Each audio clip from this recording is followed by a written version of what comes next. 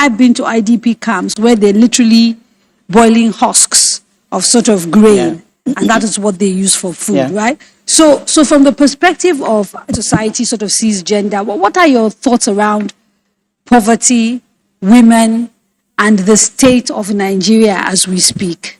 Kadira, today marks 8 years, 221 days that the Chibok girls have been gone. Right. 4 years, 275 days that Leah Sharibu have been captured. You spoke about unity. I think the biggest problem that we have, the biggest pandemic in Nigeria is poverty. And the face of poverty we know is women. So when we talk about feminization of poverty, we know we're talking about women. Inflation, insecurity, the Iyabumi in Abeokuta cannot even afford to put food on the table anymore. We don't eat eggs anymore. The woman in Benin, who is the breadwinner of the family, cannot even afford to feed. You spoke about IDP camps. We know there is now sex. We don't talk about sex for grades anymore. Now sex for food. Sex for food. So the woman at the IDP camps has to sell her body to feed her husband, and the children. Even Russia that is fighting war, something is still unifying them. I think whoever becomes the next president of Nigeria really needs to work on the issue of insecurity, inflation. This, we can't just fathom it. Today, diesel was sold for 830 Naira. Last year, September, it was 230 Naira or thereabouts. Something is not working. And it's the women. I'm not saying men do not struggle, but it is the women who feel this more. The children now have to do all sorts of activities that mothers have to look away because they just wait for the children to bring in the money, and we know where the money comes from. Okay. And go on. So it's a bigger issue. Than what we're just glossing over it. It's a bigger issue.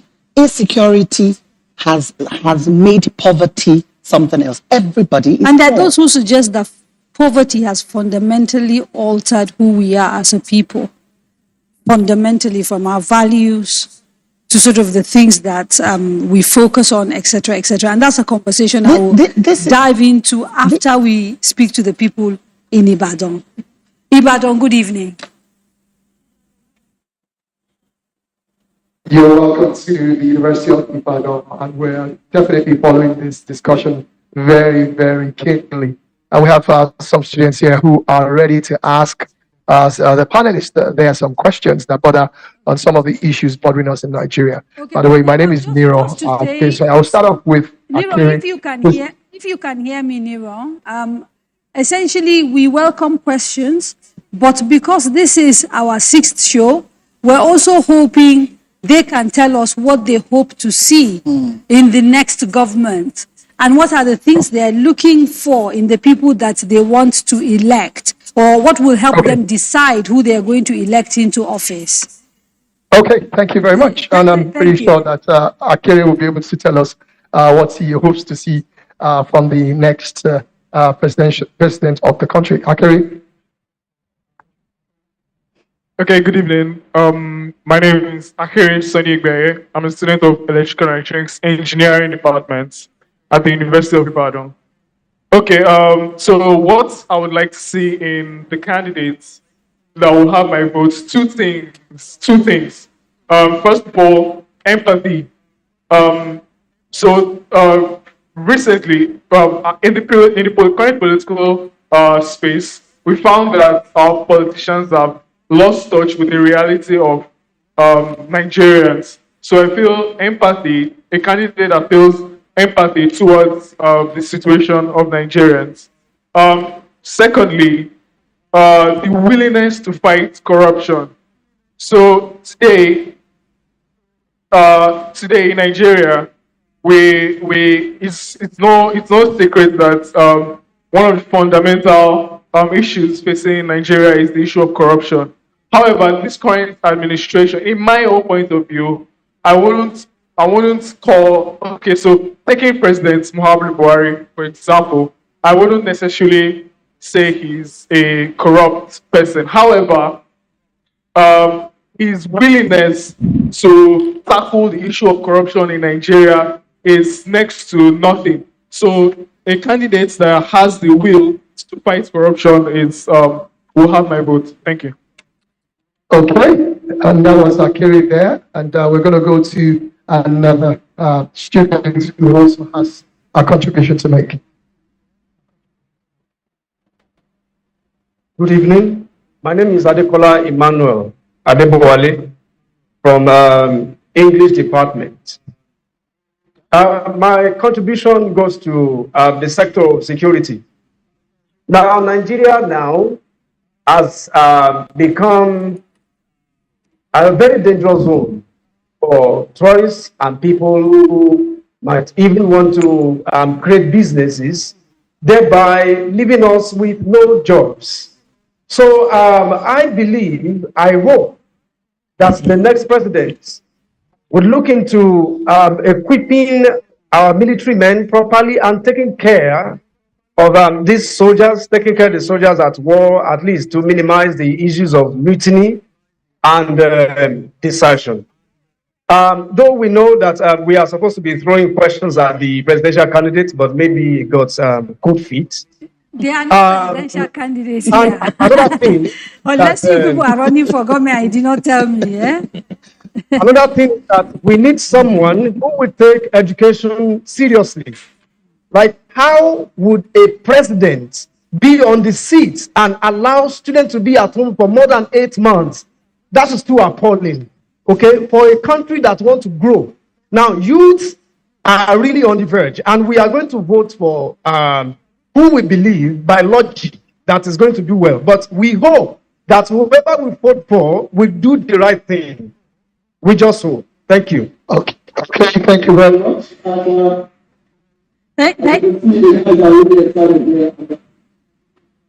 Yeah, the line is a little... Okay. Thank you very much, Ibadan. On the question of security, I want to step it aside for a bit because we have a security expert joining us a little bit later. But when you look at the things that students are asking for, starting, let's say, maybe with empathy, how do we decide when we're looking at a candidate whether he's going to end up being a president that has empathy or not? How do you judge empathy? You understand what I'm saying? Because some of the difficulties sometimes for people when they go to the votes, because they tend to all say the same thing. So, I'm happy for anybody to jump in here that has an idea. I believe empathy is important. If you don't feel the pain of your people, it's very difficult for you to sort of understand the urgency of the work you have to do. And I suspect that Nigeria is at a place where everything is now really urgent and has to be dealt with urgently. Mm-hmm. So how do we know if a leader is likely to be to have empathy for Nigerians? Well, I think we can have a fairly good guess of who will be empathetic and who would not by looking at their antecedents. So we have to look at someone's history, because if you look at the age of those run-ins, and perhaps some of the youngest front runner is in their 60s. At that age, people are most likely not going to change from who they are. I think they are past that stage. So you just look at what they have done. Some of them have held public offices in the past. So when they held the previous offices, were they people that approach governance with empathy? So we have to look at their history. I think that is the best mirror for us to judge who will be empathetic and who will not. If someone was mean and kept people at home for several years, or close hospitals for several years, for several months, or someone was breaking down shanties and where people should have lived, or someone was clearing off market women from where they make the daily struggle. Someone was also aiding people who tax market women indiscriminately and all of that. So when we look at their history and how they have governed in the past, then we should be able to tell if we elect you into office, if you govern with empathy, or if you just come there and just become one mean fellow. Okay. And Joan, I knew you wanted to speak, but before you do, let me throw something out so that you wrap it all together. Empathy is good. feeling people's pains. But should there also be a line? Do you also want a leader who sort of jumps when people cry, he leaves everything he's doing, he jettisons policy and responds almost instantly?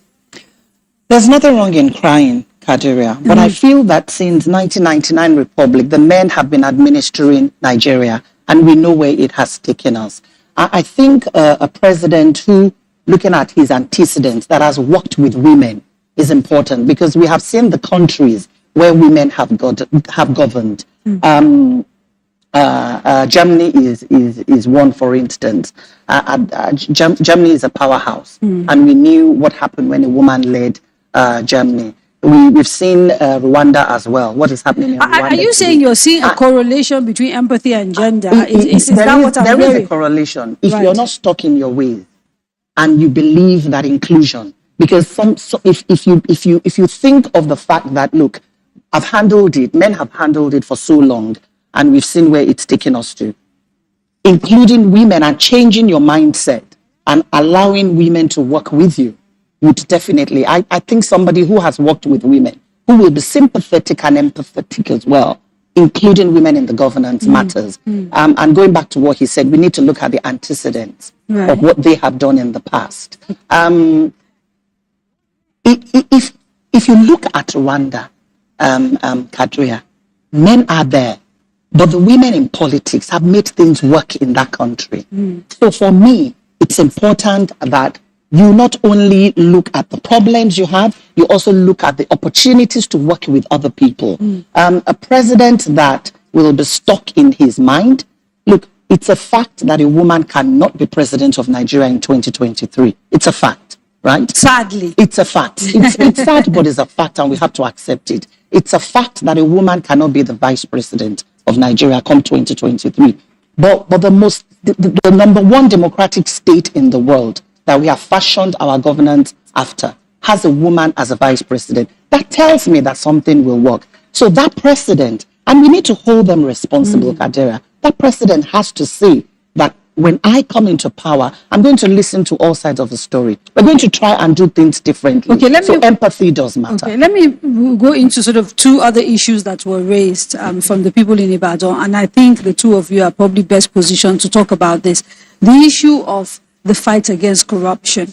In talking about your research on poverty, you talked, for example, about the role that climate change has sort of played in pauperizing populations. Yeah. I'm wondering whether your research brought up anything at all about the way governance is done and corruption and the impact it has had on poverty in the land. And if it has, please share what you found out. And then I want to sort of move on to her to talk about corruption from the sort of economic point of view, as an economic crime, and the way we sort of deal with it, and what your research is showing around what works and what doesn't work. Well, I could say we looked at corruption, and we looked at it, how it has cascaded from the top to the bottom, how people are feeling the corruption of the leaders at the top, what they are supposed to do that they failed to do, or they did it wrongly, being nepotic, being corrupt in terms of providing them with the necessary health care, in terms of providing them with education, in terms of providing them with basic infrastructure. Actually, corruption plays an important role in that aspect.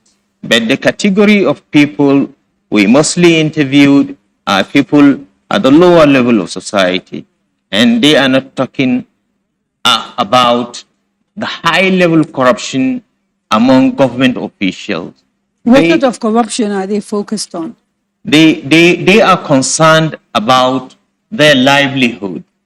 How can their livelihoods be improved? You're saying to me they are eking out a living, so much so that all of their attention is actually on just how to survive. That they don't even have time to think politics or to think leaders or anything. Their basic necessities of life is what they are focusing on. And they don't look up to high-level corruption. They are concerned about how to make a living. For example, a farmer, he doesn't know what really happens with the situation of fertilizer. All he wants is that the fertilizer should be affordable for him. The woman is concerned about the cost of transport for what she is going to buy so that she comes and sell as a petty trader. When the transport is high, it takes a percentage out of the profit and it eats her out of business. So this peripheral aspects of living has shielded them from seeing what the elites do. Right. So But that's an interesting insight, and I want to come back to it when we sort of start the conversation to talk about sort of the how can politics, how can we get them to then make the correlation between their lives and what is happening in the political space. But I don't want to dive into that quite yet because I want to have a conversation around corruption and the economy. In the work that you're doing, to what extent are you finding that there's a direct correlation between how badly Nigeria is doing and corrupt practices? It's very directly correlated. So one main thing that has been top of mind for many Nigerians is the crude oil thefts, right? So we're discovering pipelines that have never, no one even knew existed. Well, maybe they did, but just chose not to say anything about it. And that has had a direct impact on Nigerians. Today, crude oil prices are over 100 barrels per day. Yet, Nigeria is not earning enough. No income has been remitted to the federal government, to the federation account this year because we're spending too much on fuel subsidies because we're not producing enough. So what that happened this year alone, what we've seen and what the World Bank reported is that Nigeria has spent more on subsidies than education, healthcare, and infrastructure combined. Please, just repeat that again. So the Nigerian government has spent more on subsidies than healthcare, education, and infrastructure combined this year alone. So that means that because, and the World Bank even highlighted that only 4% of Nigeria's poor actually benefits from these fuel subsidies. So only 4 people are benefiting from the fact that you're depriving them of healthcare, you're depriving them of education and infrastructure. Transportation is harder. People can't move from one place to the other. And even in the multidimensional poverty report, right, some of the main issues that Nigerians had was, the biggest deprivation or area of deprivation for poor people is access to cooking, good and clean cooking fuels, right? Half of Nigeria's poor do not have access to clean fuel, so they're using firewood to cook. And McKinsey has recorded that over 600,000 Nigerians die annually because they use firewood and just...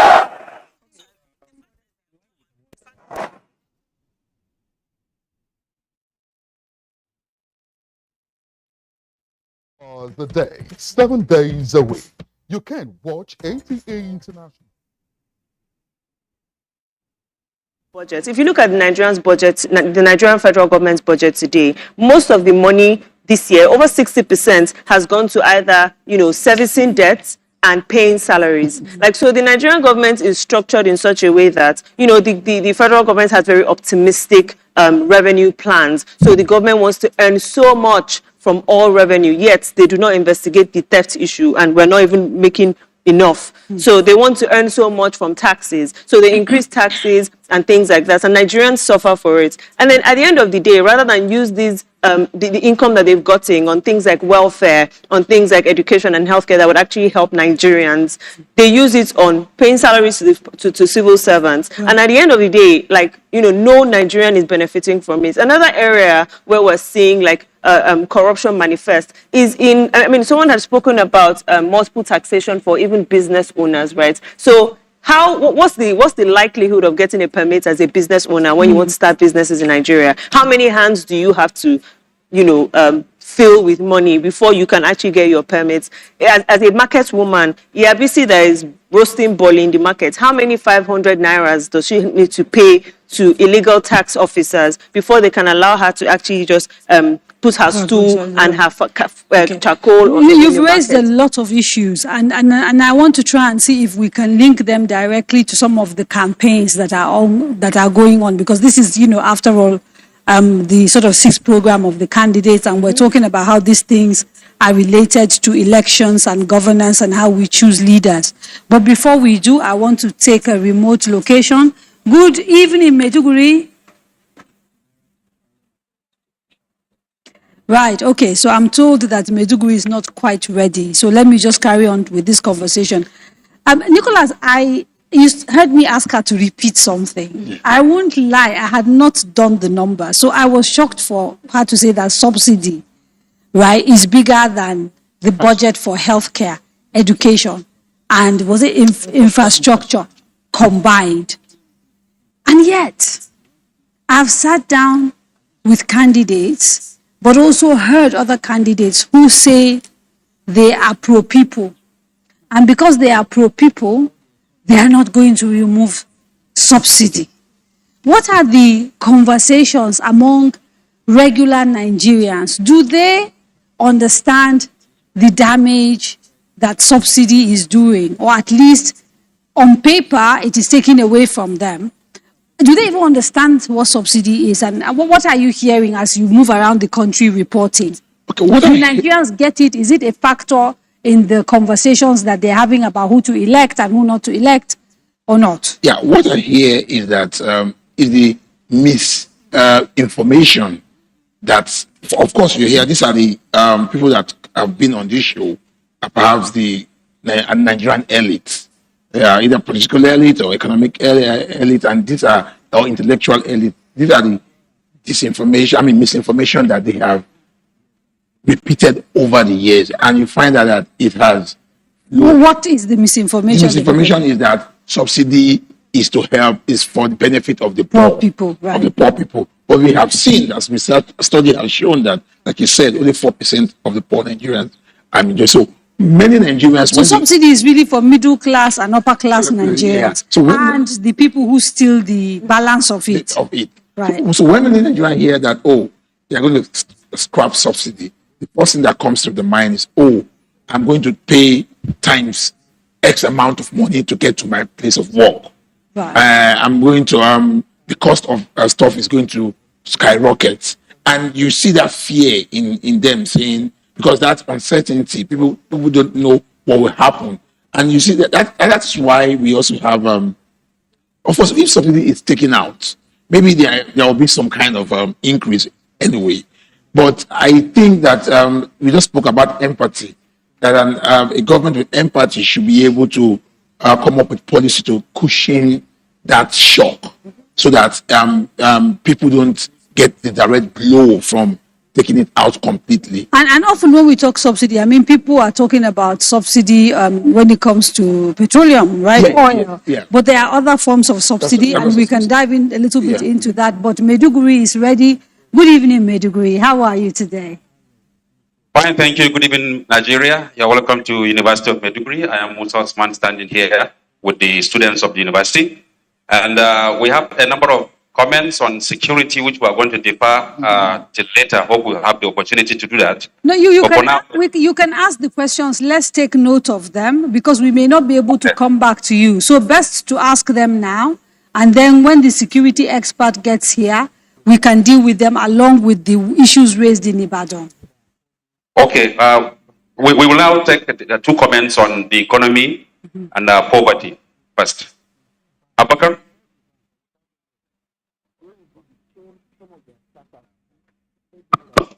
Good evening, my name is Abubakar Sani Sabu, Department of Sociology and Anthropology.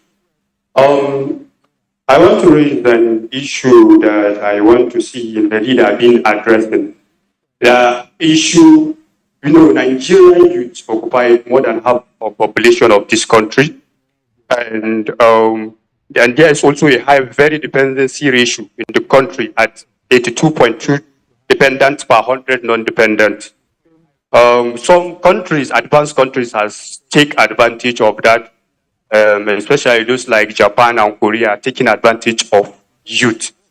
And so I want a leader that will divert not always decided on the resources we have in Nigeria, but investing more in youth that will help youth help grow the economic growth of the country, like most especially the SMEs. More example is that technology, like that of technology, the ones that created Paystack, and that of, let's say, the upcoming Bitcoin, that of Abubakar Khalil from Kaduna. When government believe in those youth, directing their energy to youth to grow the economy, I think is that kind of a leader we all want in Nigeria. Thank you. Thank you very much. We'll now take a comment from Saminaka on poverty. Saminaka. Good evening, everyone. My name is Saminaka Aminu John. I'm from the Department of Sociology, Anthropology. Mrs. Gadiri, you made your female guest speaker make mention of poverty, and I would like to express more on how the next coming president will be able to tackle poverty. Now, poverty is a very big stigma in West Africa and also in Nigeria.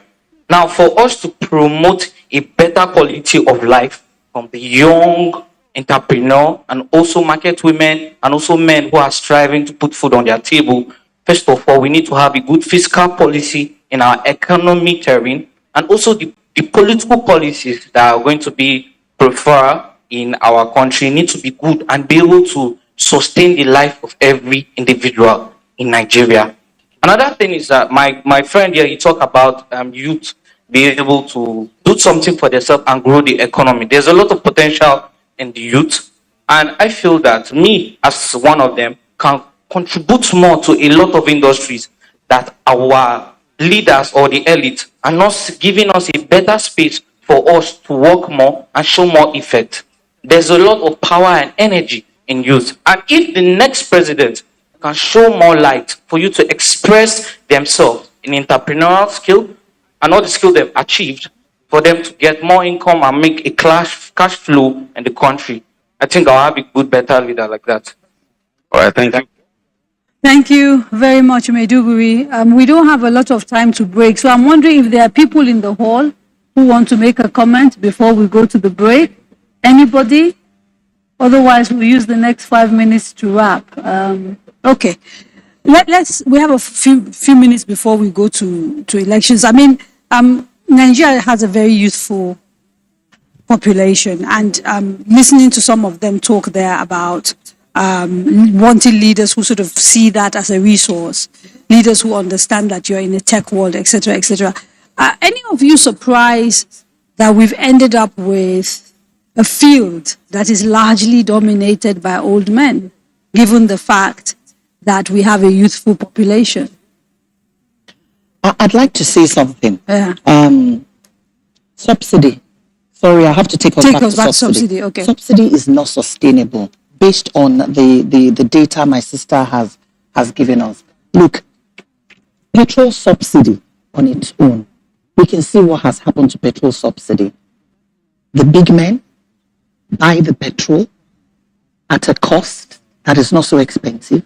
They take it out of Nigeria, they go sell it at huge sums, and then we're suffering in Nigeria. And the woman, and they collect the subsidy and they collect the subsidy here. And the ordinary woman at the grassroots level in the villages is unable to even buy anything. We can't transport food from one end to the other. You and I know what petrol does to us in Nigeria. So subsidy is not sustainable. We know that.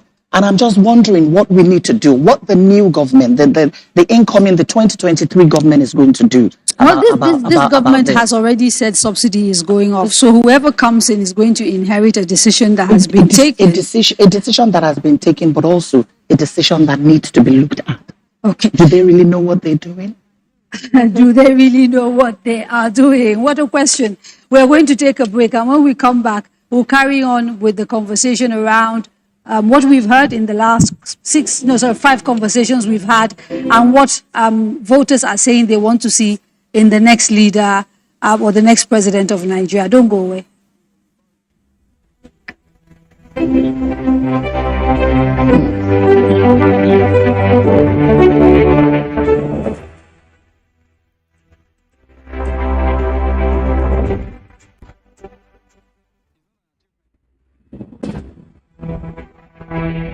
Daria Media, in association with Cabal Entertainment, presents The Candidate, a presidential town hall meeting series where the presidential candidates of the 6 leading political parties tell us about their plans for the country.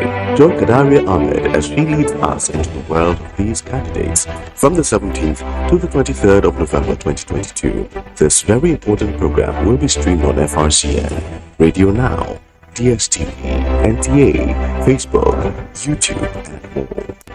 This is a town hall meeting you shouldn't miss. Tune in. Let's hear from the candidates.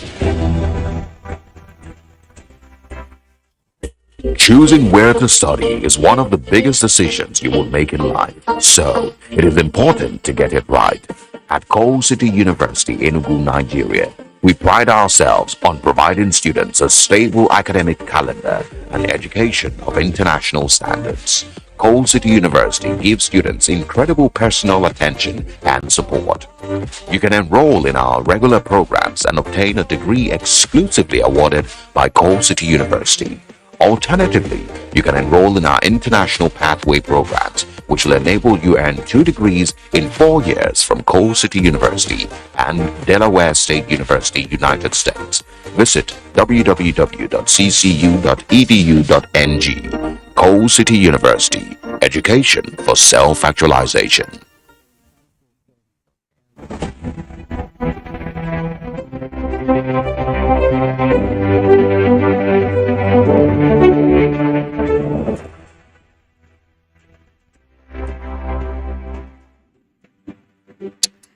Welcome back. You are watching a conversation on the way forward for Nigeria, brought to you off the back of a conversation with the candidates who are vying to become the president of Nigeria in 2023. This program is brought to you with the support of the MacArthur Foundation, the Nigeria Television Authority, FRCN, Radio Now, Emmanuel Chapel, Zikoko Citizen, Silverbird Television, Trust TV, Injenje Media, News Central Television, Plus TV, Kaftan TV, YouTube, Out There Media, Amede, and a few more that we will talk about before the program is over.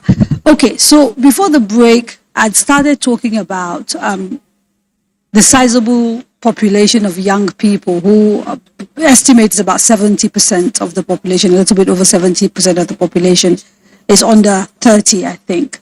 And the questions from some of them regarding wanting a president who is sensitive to the fact that they are actually a resource that can be utilized to drive development in this country, etc., etc. And the temptation is to sort of dive straight into that conversation around what they are and everything. But so I want to come to you, because often those statistics are not broken down by sex. And so we tend to focus on what has been going on with young men and not necessarily the sort of shortcomings for young women. Talk to us a little bit about what young women, that's part of that segment, what is going on with them and the impact that has on our ability to grow and develop as a country. Old population. The aging population. The aging population. Right. The same is here in Nigeria. If the environment is conducive, you and I know what the young people do in our lives. 90% of the workforce at Women Radio are by young people, and I've seen them here. They just need an enabling environment. If they are given an enabling environment, electricity, good roads, good IT, transportation, they will thrive. Now, you and I know, I wonder what's going to happen to us, what's going to happen to them, because we are even struggling to survive. So we need somebody who will come in and understand that I can work with young people. I can also listen to what they have to offer because they are able and they are competent. From a structural point of view, if I may, Gbemisola, and I turn to you because I know you work with numbers and your sort of data is at your fingertips. These people keep talking about utilizing young people, gingering up young people. In practical terms, what does that mean? What does one have to do? Countries that have sort of taken advantage of a youth population, what have they done to ensure that young people do all the things that Tohu said they need to do. Yeah. I'll give an example of India. This year, India surpassed the UK as the 5th largest economy in the world. And one of the ways that they did that was by attracting investors into the country. And what these investors did, because India is a largely populated country, right? So what they did was attract businesses that can employ its youth, right? And before even doing that, India, some people would say, is the customer service center of the world. And that's because Indian companies, like they just have, they're big on business process outsourcing. So you have large offices that just basically hire people to be customer service centers for the rest of the world, like different conglomerates across the world. So that's India's way of using or putting its large population to good use, right? They educated the people, focused on vocational education, focused on even as simple as English education, how to pick up a phone call and respond to people. And that's how they were able to attract people. So they It's interesting you said India because, and my memory of this is very vague. So if people are fact checking me, please forgive me. But I think India in the 1990s was exactly where Nigeria is today. When it comes to things like deficits in budget, deficit in trade, and sort of just spending more than you are earning and being in debt and all of that. And yet we're now talking about them being the 5th largest economy in the world. People say this was largely driven because they skilled up their young people and they focused on education. A lot of CEOs now of some of the biggest tech companies in the world are all Indian. And so when you sort of hear about that, and Nicholas, come in here, please. You look at Nigeria. I mean, in the north, for example, where I come from, even the ability to read and write is a problem. Literacy rates that range as high as 90% in some places. So when you live in an environment like that, how do you make that transition from sort of that kind of place to a place where your young people have the skills that will attract industry, attract business, and they're able to look after themselves? And what should the leader who can do this is who? And when I say who, I'm not asking for a name. I'm asking what are the characteristics of a leader who can do this? Because again, we're talking the candidates and we're talking about the person that people should elect in 2023 February to become the leader of this country. And in fact, indeed, is it a national job? Or are we putting too much emphasis on the center? Well, many questions, I know, sorry. But I mean, I think first it's a national job, but it's also a job that also deals with all the other tiers of government as well, the local government. And because what we need to do first is to look at our education. Apart from, you can see that Nigeria basically have this millions of children out of school. We need to get people basic education because what we find out is that most Nigerians don't even have basic education. So whoever becomes the president needs to work with local governments, needs to work with state governments, and people will have to get basic education right. Before we get to where India is today, we can't just jump the gun. We have to get basic education right first. So the leader who has to do that has to make sure that is done. Now, from there, then there has to also be opportunities for young people who really want to study more, who want to further their education. And I mean, it's strange to hear, but we see a lot of people drop out of school these days in Nigeria because they can't afford to pay school fees. So are we going to, do we have a program in place that for somebody who is going to perhaps give loan to students and for education and so that they can complete their school? So that leader has to look at that very well. The person who has to bring us to that level of where India is today has to take education seriously. And we have to start from basic education first. Mala Abdullah, basic education. Yeah. When you were talking about the research you conducted, you were very clear that the people you talked to were the poorest of the poor, people who are just barely eking out a living. Yes. Did you find that there was any conversation there around going to school? Do their children go to school? If they go to school, what sort of school do they go to? Do the parents want their kids to go to school? Are they aware of the importance of education in sort of taking them out of poverty? Yes, they are very keen about sending their kids to school. But the major impediment towards sending their kids to school is the financial aspect associated with sending the kids to school. Some of the account we came across is a family couldn't afford to buy school uniform for the kids to start the basic education in a free education system. They couldn't afford to. So it was a free school, but Yes. they couldn't go because they couldn't afford uniform. Enroll them with the basic school uniform. So the basic even is lacking. And the cumulative of these basics has led to hopelessness of the system. Right. And what I want these aspirants to really take note of is there is going to be serious voter apathy regarding voting, regarding participating in election, because what we have experienced over the years is that the people have realized that those seeking for public offices do not factor them into consideration as people worthy of consideration, as people worthy of any planning towards alleviating their predicament.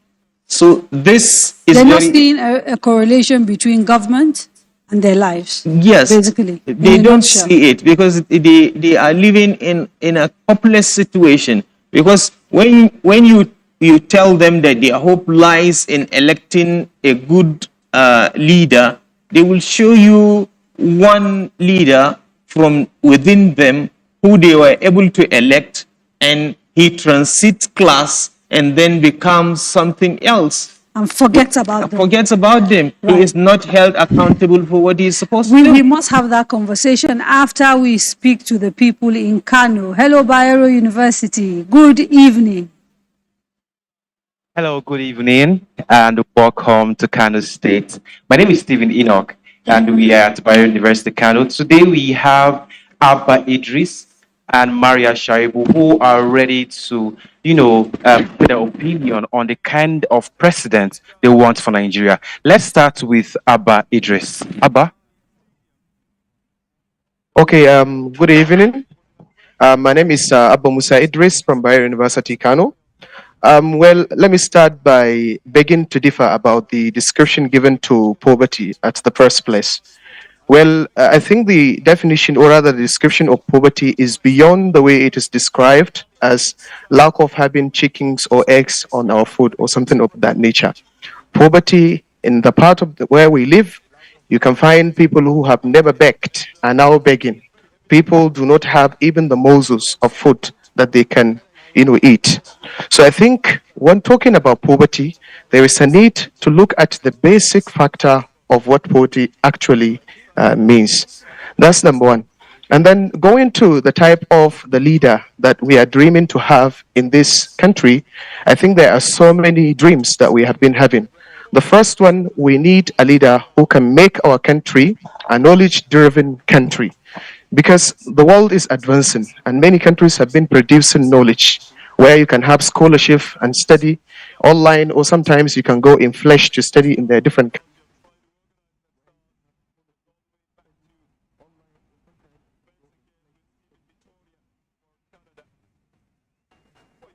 I think we had quite enough from him. Is a bit of a shame that actually his mic failed, but I think he said enough there. And the issue of poverty, I think he kind of misunderstood. What you were giving was trying to understand how this thing sometimes cascades. So I think he's talked about how bad things are. And I think it's also true, though, to note that poverty differs across this country, right? So depending on where you are, rural poverty is now becoming really, really quite horrific.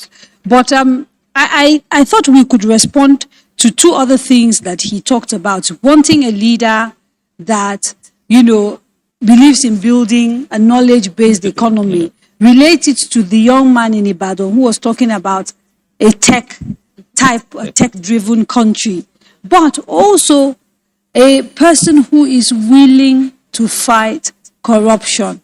So the question I asked earlier about how do you decide who has empathy? How do you decide who the leader is that is willing to fight corruption? We've seen many promises before, right, around the fight against corruption.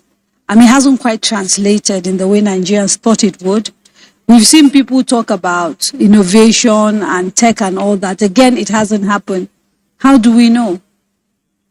Well, again, one has to look at some of these ideas, because everybody. Some of the people contesting, I know you talked about antecedents, have never actually been in government, for example. So everybody, for instance, can parrot, I will fight corruption when I get there, I will do that. But I think if you look at where other places in history that corruption has been fought successfully, of course, there is no place that is 100% corrupt, free. But we'll see that we have to take corruption from this idea of you see one man who is a clean person. And I think that is the problem with that was why the fight against the fight against corruption of the Buhari government had not been as successful as we hoped it will, because he was this person, Mr. Squeaky Clean, who was going to fight corruption rather than empowering the institutions that will fight corruption. But is this not a very Nigerian problem? Because even in this election circle, I've sat down with people where I've said, how are you going to do something, right?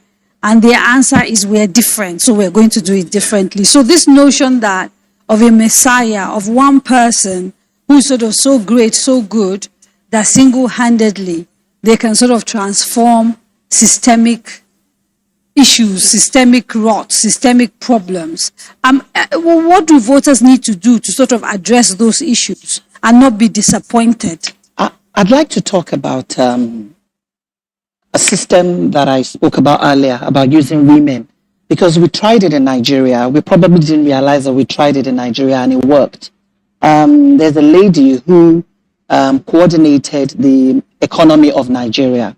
And she was also the Minister for Finance at some point in time. That's Okonjo Iweala. And at that time, she must have done something right, because I'm going to push you on this. Did she do something right because she was a woman or because she was competent? Because we've also had other women who've done, even now we have women who are doing outrageous stuff, right? Adria, I don't know, we won't go there, because for every woman that goes wrong, you have millions of men that do it wrong. So let me answer you. Whether your argument is just a gender. Performed. Yes. Whoever put her there for 2 administrations, they must realize that she did something positive. Yes. She worked with Goodluck, she worked with Obasanjo. Yes. Now, the argument is that did she do well because she was a woman or because she was competent? She was competent and she was a woman. Whoever put her there realized that it was a woman and she could deliver. Right. Others would have looked away. They would have put men there, knowing that the woman could deliver. Now, the other administrations, one way or the other, if you notice from after Okonjo Iweala, we've had women.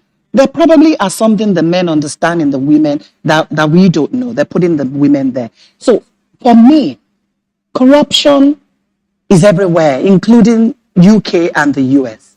But they make sure that they deliver, they provide infrastructure, they provide services that the people want. Listen, if the economy is good, if there is uninterrupted electricity supply in Nigeria, I would not bat my eyelid about somebody stealing. I just want that electricity to work and I'll pay for it.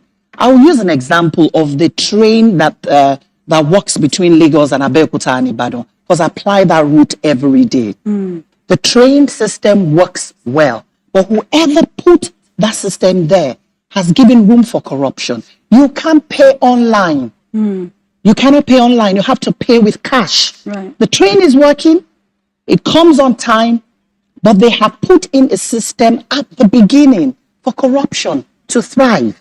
So for me, you just need somebody that understands the way a system will work. I don't need a human being. Nope. He said it. Is there one man that is corrupt free? We just need somebody that understands. Let me put a mechanism in place. Let the rule of law work in Nigeria. But isn't it the fact, and we have to take a break quickly after this, but isn't it the fact that sometimes the reason why these gaps exist is precisely because people want to exploit them? And so when you say they should put in place, if they put in place, they put themselves out of business. And that has been the conundrum in Nigeria, because we're selfish. You spoke about young people. Can I just quickly say that, look, we are losing the good young people. We're building young people and sending them out of Nigeria. The brain drain will continue to happen until we understand that we need to involve young people to serve. We have ministries of youth, and it's men and women that are in their 60s that are heading ministries of youth. Are we saying young people can't do these things? We say young people can't do these things. We're going to take a quick break, and when we come back, we will try and dive into the issue of security, or rather insecurity. Don't go away.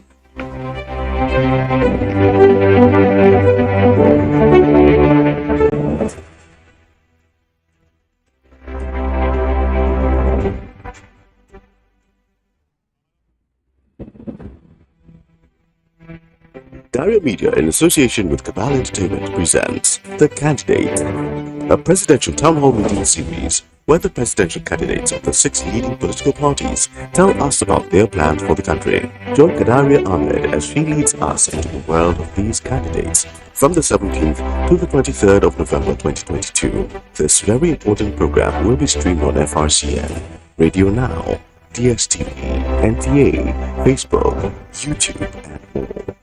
This is a town hall meeting you shouldn't miss. Tune in. Let's hear from the candidates. Choosing where to study is one of the biggest decisions you will make in life. So, it is important to get it right. At Coal City University, Enugu, Nigeria, we pride ourselves on providing students a stable academic calendar and education of international standards. Coal City University gives students incredible personal attention and support. You can enroll in our regular programs and obtain a degree exclusively awarded by Coal City University. Alternatively, you can enroll in our international pathway programs, which will enable you earn 2 degrees in 4 years from Coal City University and Delaware State University, United States. Visit www.ccu.edu.ng. Coal City University, education for self-actualization.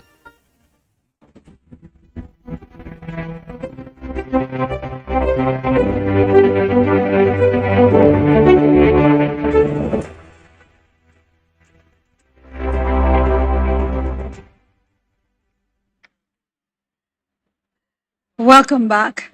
You are watching a conversation about the way forward for Nigeria as we begin the search for our next president and vice president. And this is off the back of the conversations with the candidates that have been trying or to convince Nigerians to vote for them in February 2023.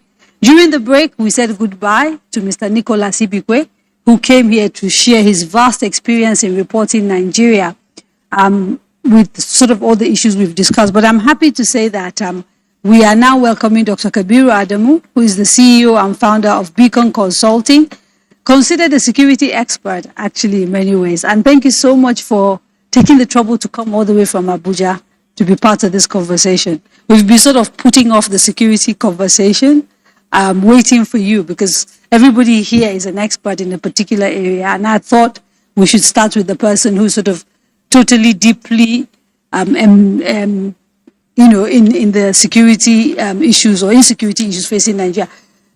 Even 5 years ago, security in Nigeria was better than it is today. What we seem to have is that every day things are deteriorating. Can you give us an overview of the state of insecurity or the state of security in Nigeria today. And if you like, maybe speak to us broadly about the factors and how they perhaps feed insecurity, the economic issues, etc., or is it one of those chicken and egg situations? Yeah.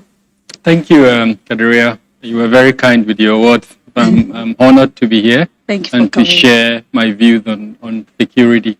I like using data because data tells you in a very clear way where we are. Have we made progress or have we gone back? Now, at the end of the month of October, about 9,000 persons have died in Nigeria between January and the month of October. If you compare that with what happened last year, we're not making progress, unfortunately. But if you take it back to 2014, when about 13,000 persons died in that year, then we've made some progress. We're reducing. So are we going back and forth, or what is going on? Okay. Exactly. 2014 so far has been the year with the highest number of fatalities in Nigeria. And that was singly because of the activities of one group, that is the Jamaat al-Ahl Sunnah lil-Dawati wal-Jihad. You remember it was that year? Known as the common name Boko Haram. Exactly. Yeah, it was that year that it acquired the infamous title of being the world's deadliest terrorist group. But then since that year, we've seen a reduction in the number of fatalities from that group. So progress is being made in certain areas. Unfortunately, from that period up until now, there have been new threat elements that have emerged. One of them is banditry. Now, speaking about 2023 and what the candidates I'm hoping to hear, currently we don't have a framework for addressing banditry.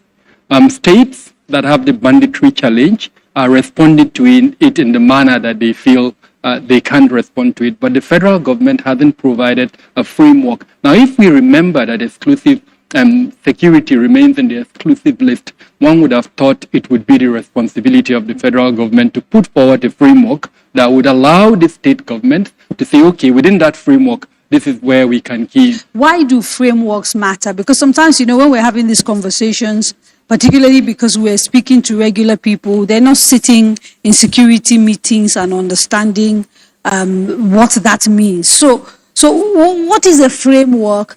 Why must it differ depending on what you are fighting? And how come we don't have one for specifically fighting banditries in the Northwest? Now, in this instance, you've got a group of gunmen who are domiciled in a forested area.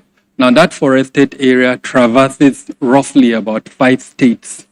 Now, it's important, if you've got a framework, those 5 states would key in their policies for fighting that challenge around what the framework seeks to achieve. So a framework is what? A plan of action that that has like an umbrella? Exactly. Okay. It allows everyone who wants to key in to say, okay, keying into it, but then geared towards the same objective. In this instance, addressing banditry. You can use what the Southwest has done in the Amotekun vigilante group as an example. So that's a framework. And based on that, they came up with agreed around a particular objective, and then each state now went ahead to create a body. You don't have that in the Northwest as an example. And the challenge is that they are dealing with the same problem. You've got sometimes when the intensity of the counter F, whatever it is, I don't want to give it a name because it doesn't exist. If the intensity is high in Zamfara, they move from Zamfara and come to Katsina. If it's high in Katsina, they move from Katsina and come to Kaduna. So you've got them moving around. I'm talking of the gunmen now. But we don't have a common approach that would tie all the states to deal with that particular challenge. People, sure, they're listening. We're not security experts. And I know that because my state is very much affected. I'm from Zamfara. I know that you did a documentary, a beautiful one actually. I did, yes. And I remember one of the things that I was always puzzled by was why they don't sort of attack them simultaneously. Because they're going to run from one place of attacking to the other. And it seems like just common sense. So do we have a fundamental problem among with our security architecture and our security services? Or what is it exactly? Because some things seem just commonsensical to me and many others. Time would not allow us to even start discussing the challenges, but there are 3 arms of government. and each of them, unfortunately, has a responsibility to play here. Part of the challenge is that we don't have laws for some of the offenses that even exist. They are new. Not necessarily. Insurgency is not new. Right. But, I mean, we don't even have a law that is very clear for addressing insurgency. We have a terrorism act, but that we created as a result of pressure from the outside world. It doesn't really take into consideration the local requirements for a terrorism prevention act. And I say this with all sense of responsibility. The terrorism threat is local. It starts from the grassroots. If you have the framing of the law that sees it from a foreign perspective, in other words, it's ideological, it does not recognize the root causes that leads to terrorism.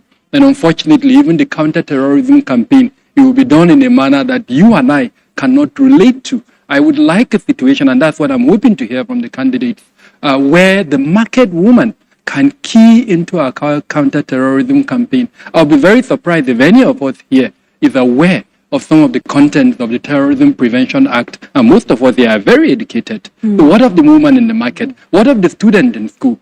Recently, the security forces listed a number of persons that they have classified as terrorist bandits or whatever. How many of us, for instance, have taken the time to look at those images and say, okay, I've seen Tuji as an example. I know him. I've seen him on certain publications, and then this is the phone number I can call if I have any information regarding him. Not many of us can relate to that. So we do have a counter-terrorism strategy that Nigerians cannot even relate to because it's framed from, frankly, a foreign perspective. I would like that to be changed to a situation where each of us as Nigerians can relate to that counter-terrorism strategy and then support its implementation. We're not there yet, unfortunately. Okay, and we will talk a little bit more about this, but Enugu is on the line. Hello, Enugu. Good. From Coal City University, Enugu, Nigeria. I am a former Ajumobi.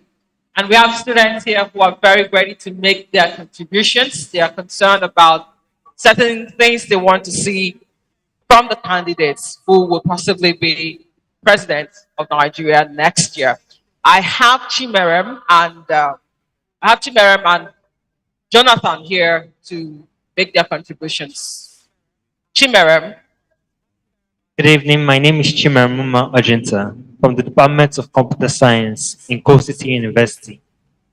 Nigeria has faced a series of crises ranging from the flood to unemployment, poverty, and even insecurity, like those in the north, and the attacks in Enugu yesterday and today. And our government hasn't addressed these issues. So I would like to see a president, I would like to have a president that will address these issues, that is sane, that will come around and speak about these issues, tell Nigerians their plans and actions or what they want to do to fix these issues, and are available to talk to Nigerians as often as these issues arise. Thank you. Good evening. My name is Jonathan Ani from the Department of Microbiology, Coast University. So, firstly, I would like to have a president that understands the plight of his citizens, one who has been in governance and has a verifiable track record, a president that listens and understands what we are going through, a president that will employ experts in different sectors and that will genuinely consult them before making decisions. Thank you very much. Thank you. These are the two countries. Thank you very much, Enugu. Okay, so Dr. Kabir, this question of attacks, for example, talking about, you've discussed some of the sort of shortcomings of the plans for dealing with insecurity. And when we were talking earlier, we sort of alluded to the fact that a lot of the areas in which you guys are experts have a direct link to sort of the problem of insecurity. So the economy, around poverty, lack of inclusion, lack of gender equity, etc., etc.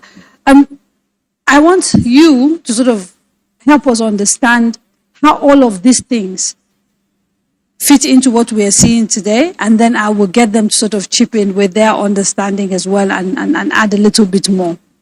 So when you talk of the drivers of insecurity, all of those issues that you've identified can be found somewhere there.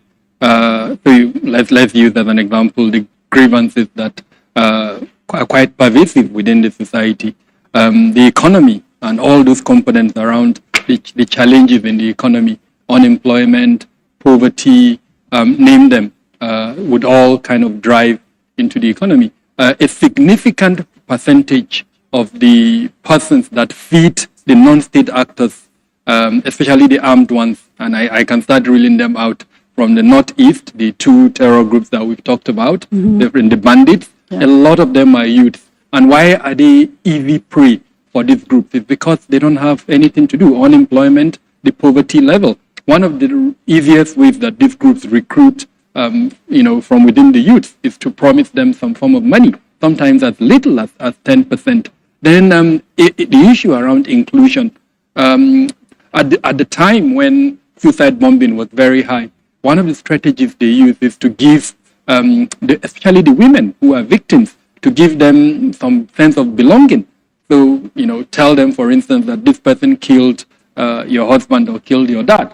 So why don't you take vengeance? And then they give that woman some idea of what she can do. She becomes focused on that particular idea, and then she gets recognition from within the group.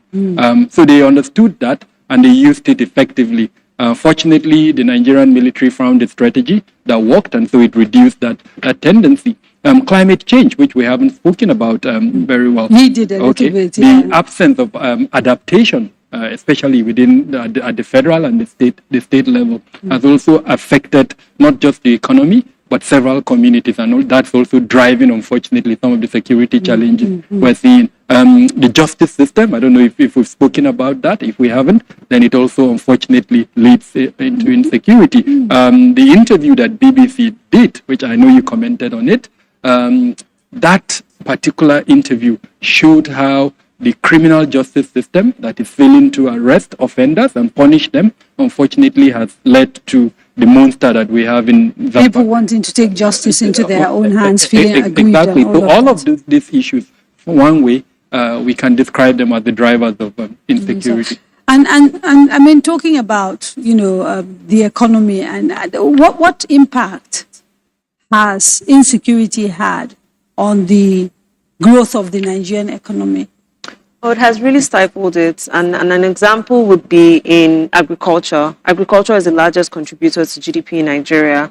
But the farmer herders clashes have been, a significant hindrance for Nigerian farmers. So you have farmers in the Middle Belt who, in states like Benue State, who completely abandoned their farms because they actually had to risk their lives if they wanted to farm. So the impact of that, if you're not able to farm, you're not able to sell at the end of the season, you lose money, you literally, slide back into poverty if you were before. So that's one impact. Another thing is even like the migration, right? So people have had to migrate from a lot of communities, and because of that, they've lost their lives, their means of livelihoods. They've lost a lot of opportunities, and just some people literally have to leave their homes, leave what they were doing. If they were market women, they no longer are market women. They probably live in IDP camps now. So that's another impact. Another thing, when we're mentioning education, I wanted to chip in was today, security is one of the hindrances, is one of the causes for out-of-school children in Nigeria. As of July 2021, over 700 children had been kidnapped from school. So the fact that children can no longer go to school, like the fact that there's that real threat that if your child leaves home to go to school, they may not come back. Parents are just not willing to take that chance, especially considering how, what the response of getting children back has been. There's no guarantee that your children would actually come back if they're kidnapped. So those are like the major issues that it has had. People have had to just like live their lives and just like adapt now to the current security situation. In the communities, Abdullahi, that you spent time in when you were doing the Face of Poverty report, how much impact did insecurity have in terms of influencing people's ability to earn a living in specific terms? Because the reason I keep coming back to you is that some of us are a little bit detached. We sort of read about these things, we hear about it academically, intellectually, we know it's going on, but you've sort of eyeballed these people. Yes, and what did you see? What did you find? What are you hearing? yes, What did you hear? we found out a very important link, which is often not discussed, and it is very important. What we did during the research is we did a causal chain analysis of most especially why do we have this security problem. And all those factors that is in the public domain is there, it's clear. People know why we have high level of insecurity. But one reason, one push factor that has been ignored is the issue of land grabbing. Land that was used as farm has been taken over by politicians, has been taken over by government officials, have been bought over by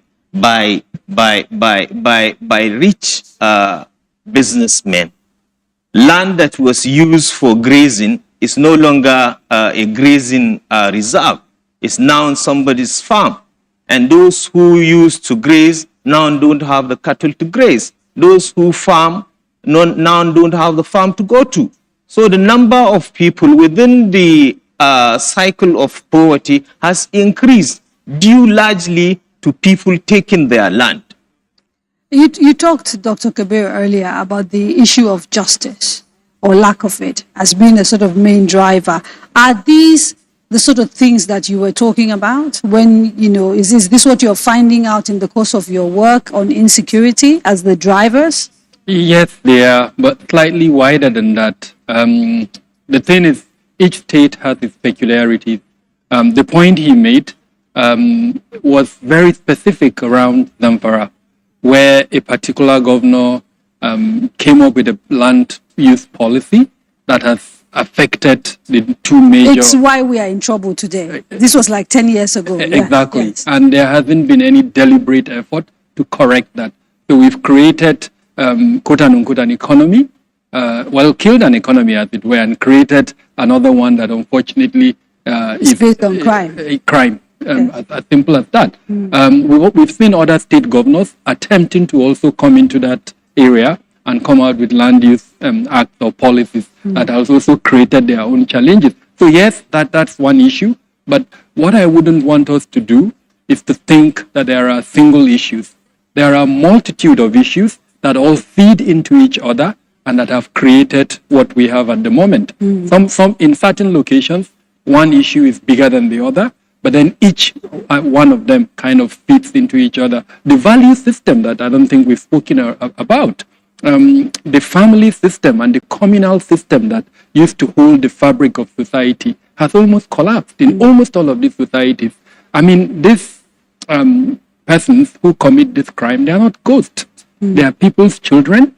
What happened to that family shaping value system, shaping idea that we used to have? It's almost collapsed. Yeah, I mean, before you came, I had said, that we were going to discuss how essentially poverty, insecurity, and a whole bunch of things are sort of reshaping who we are as a people. But I want to quickly go to the University of Abuja. They are on standby, and then we'll come back and carry on this conversation. Hello, Abuja.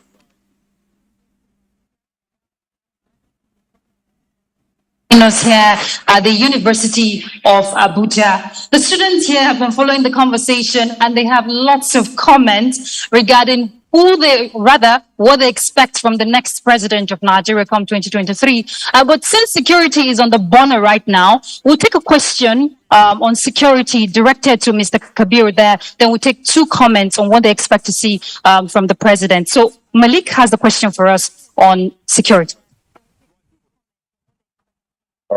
I'm Yunus Abdulmalik Yusuf from University of Abuja. So, my question is concerning the insecurity in Nigeria. We know for a fact that there are security intelligence agencies and gathering operatives. So, we know that the security agencies have gathering intelligence gathering, which is being supported by the NTA, which is Nigerian Rotation Agency.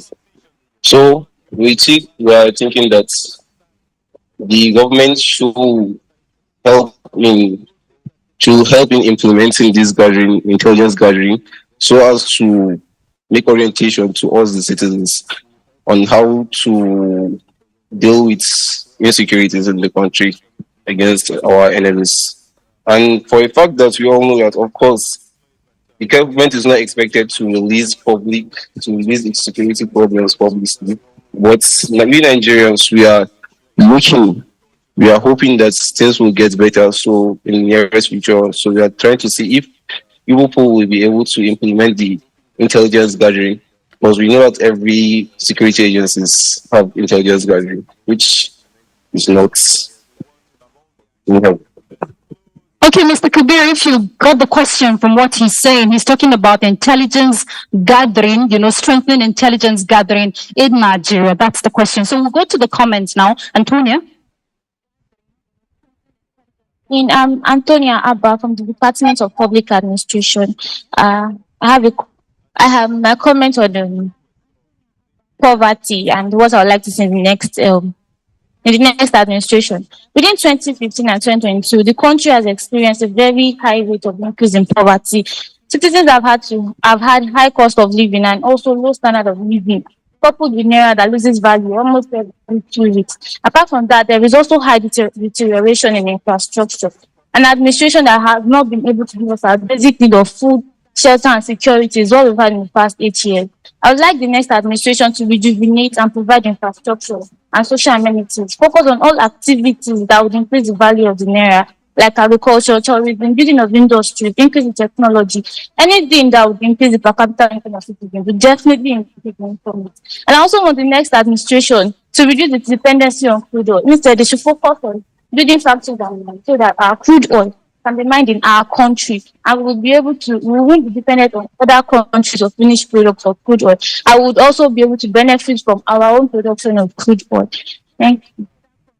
Thank you, Antonio. One last comment before we get the Mansur. Good evening. My name is Mansur Abdullahi from Department of Microbiology. My comment is on the security. What I would like to see from the next government on security is just what they will do to I don't know the English I should use, but what they can do, how they can equip those security agencies that have been maybe one way or the other not qualified to continue their courses. Like what I'm saying is, like in the NDA, some of the people that actually went for the trainings don't later become soldiers and something like that. So if they are being disqualified, the government should at least provide something like a polytechnic or another kind of association or stuff that they can do. Because of the training that they have inside of them, they will come out and their mentality is changed. So they will want to come and do something with what they have inside of them. So if the next government that will come to power can provide an opportunity or something separate or another agency, or they can put them into separate agencies that they can join, and then the skills they have, they can put it to work, that would reduce the rate of the insecurity in Nigeria. Because when some of these people come out, they intend to want to use what they've learned, and then if they don't see the right way to use it, they use it the wrong way. Thank you very much. Thank you very much, Abuja. I think the point has been made. Okay, Dr. Kabiru, a lot of questions around security and insecurity, and a few more actually even before you came here. So essentially, you seem to know what the problem is. You seem to understand its complexity. Alongside you, I'm sure there are a few other experts in this country. Where do we falter? Why are we not able to take this knowledge and translate it into a real solution for the problems of insecurity? Whether it is a military solution or, like some of the young people were suggesting, intelligence-led. I mean, you would have thought there's a room to do all of it. Why are we not doing it? And how much of that failure is also due to the fact that some of these things are outside our control? Because you hear people say, There are influences from terrorist groups abroad. There's the issue of arms trafficking and a whole bunch of other things. I'm sorry to say that those are excuses. I'm going to restrict my response to two areas. One of them is implementation. So we've got these beautiful policies. Name it, we've got a policy on it. If we use counterterrorism, we took our policy to the UNGA General Assembly and told the world that we've come up with a new approach to countering terrorism. What at that time, in fact, that was Ngozi Okonjo-Iweala, the current the DG of the World Trade Organization. She took that document to the General Assembly, exposed it to the world. It was well received, and we received enormous funding for that project. But where are we in its implementation? Frankly, nowhere. I can name several government policies that have been... But why? Because, and I ask this why, because don't forget, this is a conversation that we're trying to do in relation to those who now want to rule us, and we're wanting to sort of expand the knowledge of people so that they, in asking these questions, hopefully they can arrive at the people who can do it better. I talked about implementation. Now, how do you enhance implementation? Number one, every time we come out with a policy, let's have an implementation plan. Most times we don't have. And when we develop that implementation plan, let's have key performance indicators. That brings me to the next point, our monitoring and evaluation within the security sector. It's almost zero. Practitioners will tell you it exists, but it's not effective.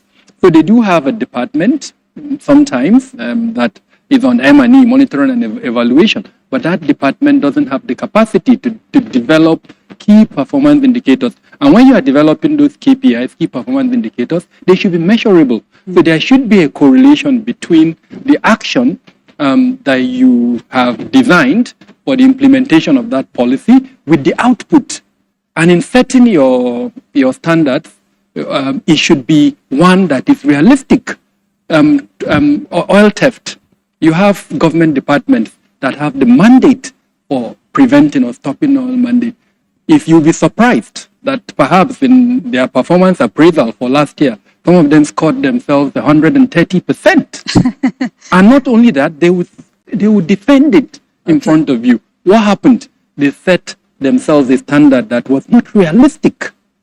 So the M&E mechanism within the security sector needs to be looked at. And I'm happy that you are working with a development partner. Yeah. I've spoken extensively that those development partners that want to support the security sector, that is a low-hanging fruit that they can actually achieve.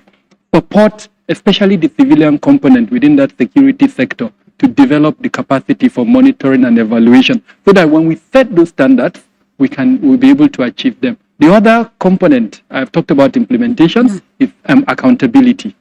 Our security sector, perhaps because of the military legacy, suffers from lack of accountability. How should a new president ensure accountability in the military architecture and the military setup without jeopardizing his own security? Because people tend to be scared of soldiers and all of that. Unfortunately, that's the legacy of our military past. But I mean, this is how many years into the Fourth Republic. We need to be breaking from that yoke where we're a little bit uncomfortable to take certain actions. Our democracy provides three arms, and it should be the work of the judiciary. So how? Let's strengthen the capacity of the judiciary for oversight on the executive arm of government. Currently, that capacity is a little bit weak.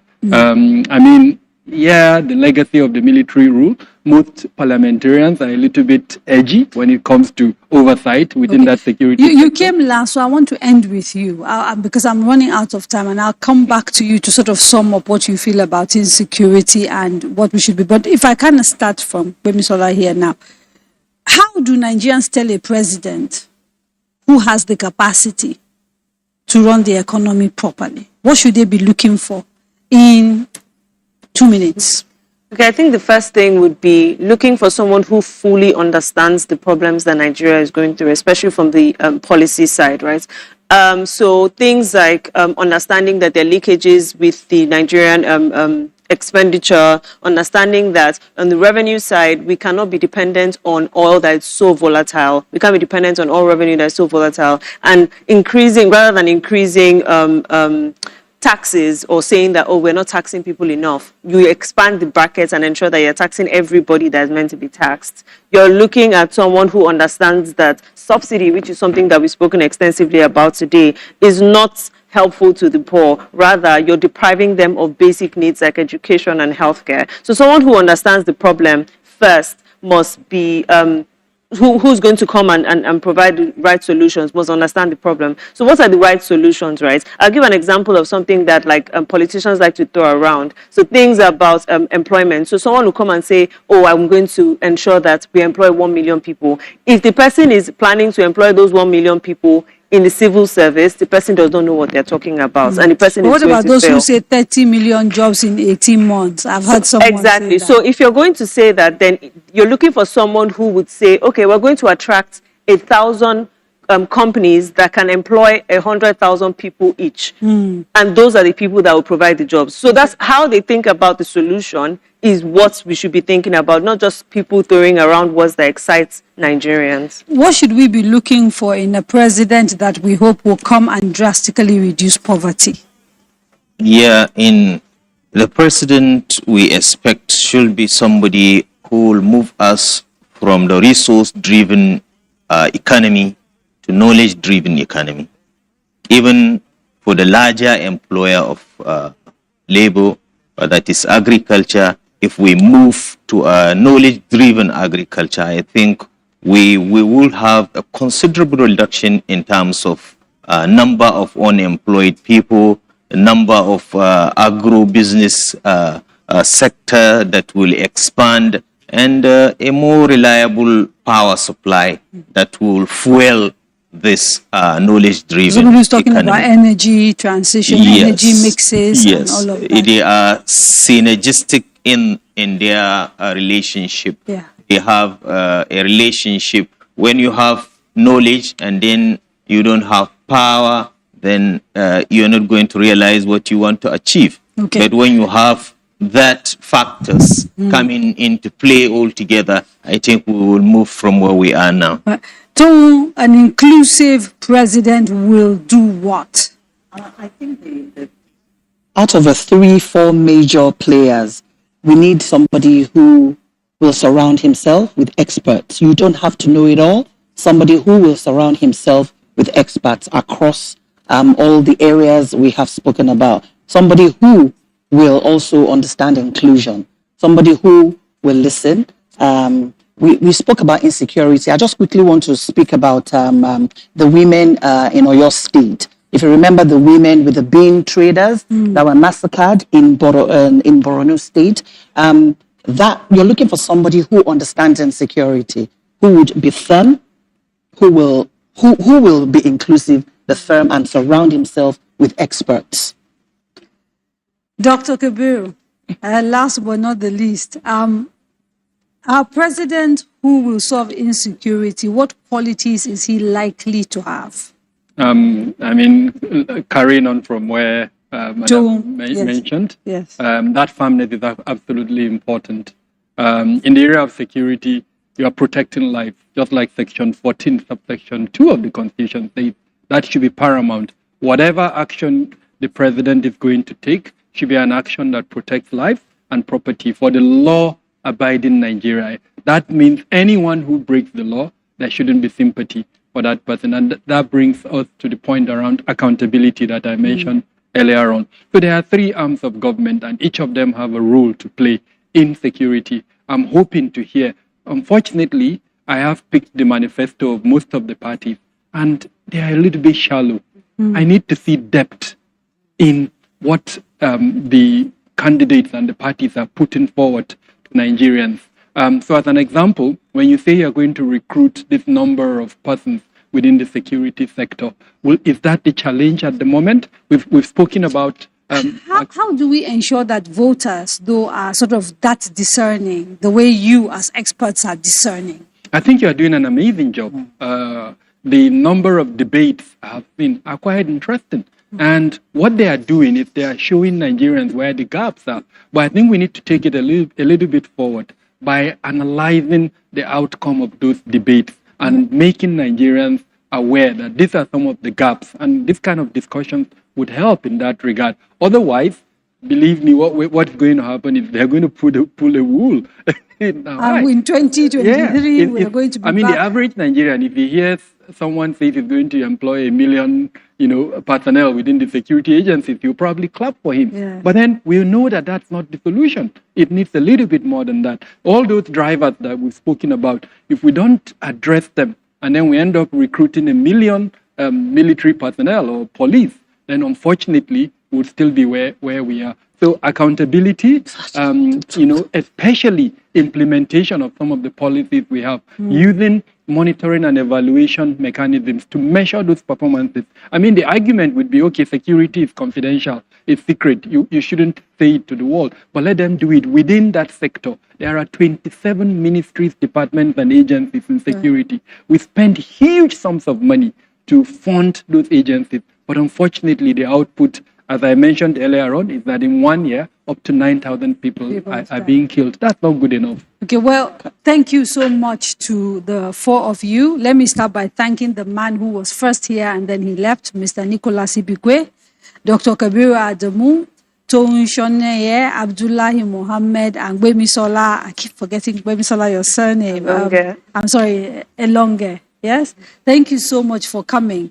And let me also quickly thank Mr. Waziri Adio, who had a hand in helping me put this together at such short notice. He works with Agora Policy, which is another MacArthur grantee, and an Abuja-based think tank. So thank you so much for all of that. With this, we have come to the end of our town hall series, The Candidates. I want to say thank you to all the pundits who graciously agreed to take part in the pundit shows over the last 7 days. Also to all our anchors in the remote locations, as well as everyone who answered the call to be part of the audience in Enugu, Abuja, Kano, Maiduguri, Bayelsa, and Ibadan. And of course to the Lagos audience who came in physically. The production crew have just done stellar work. It would not have been possible without the leadership of the Kabal Media team, Daria Media.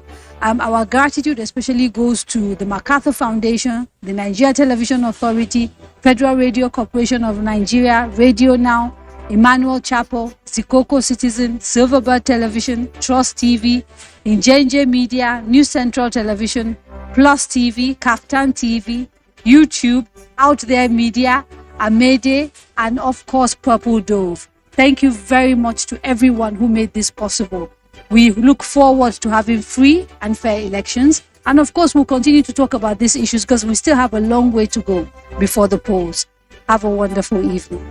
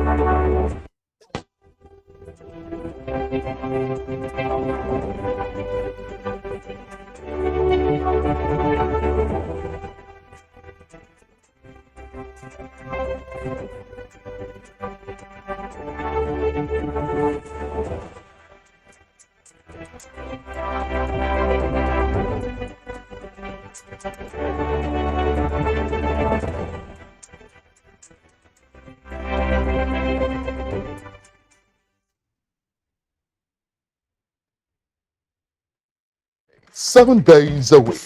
You can watch NTA International live on your TV, computer, iPad, tablet, and phone.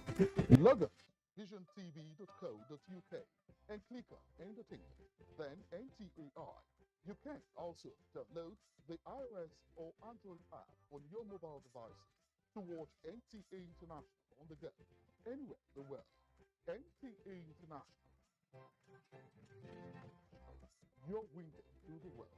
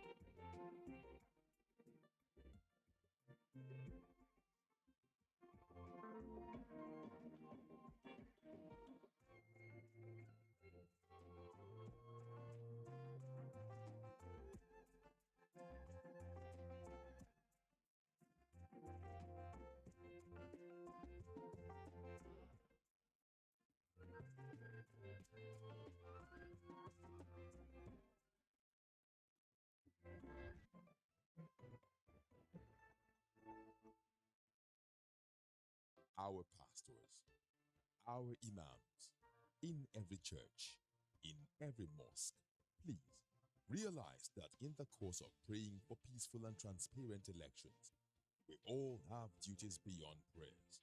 If we want a stable society before, during, and after the elections, what should you be saying to those that worship with you? All Sundays and all Fridays, you are saddled with the responsibility of bringing up good generations. It is therefore your duty to both man and God to ensure peace all the time, no matter about elections alone. People talk to people and people listen. Talk to your followers. Make them listen to ensure peaceful 2023 elections. This message is from the National Orientation Agency. To every politician, as the campaigns gain momentum and passions begin to rise, remember, the errors of your opponents do not make you a success. Do not run down your opponent and inflame passions to violence between and among your supporters. What counts is what you plan to do for the electorate and how you intend to relieve the sufferings and bring succor.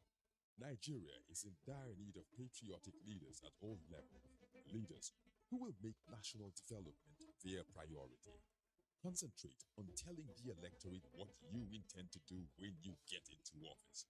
Focus on making your vision clear to the electorate. Don't engage in verbal abuses, fake news, or speeches. Keep dealing with issues that will bring progress. You win the hearts and minds of the people by being above board, by being civil, patriotic, and showing empathy. Let's join hands to make the 2023 elections peaceful. A message from the National Orientation Agency.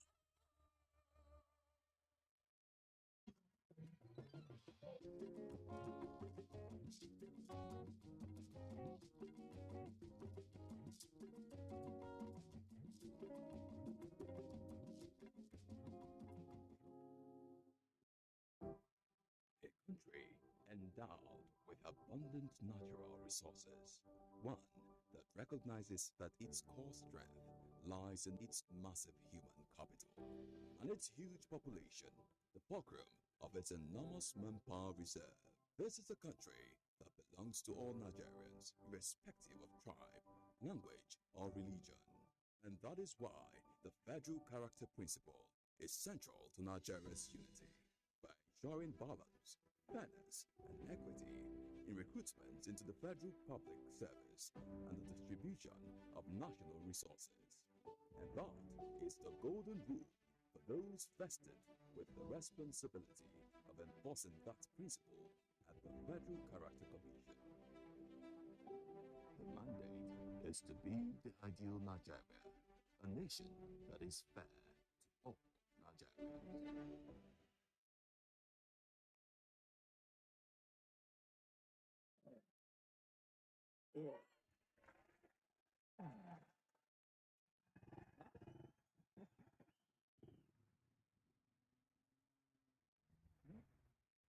Attention to the latest technology. Welcome to Intel 4G LTE Advanced and experience super-fast internet access today. Visit intel.com.ng or any of our stores in Lagos, Abuja, and Port Harcourt to get started. Intel. Live more.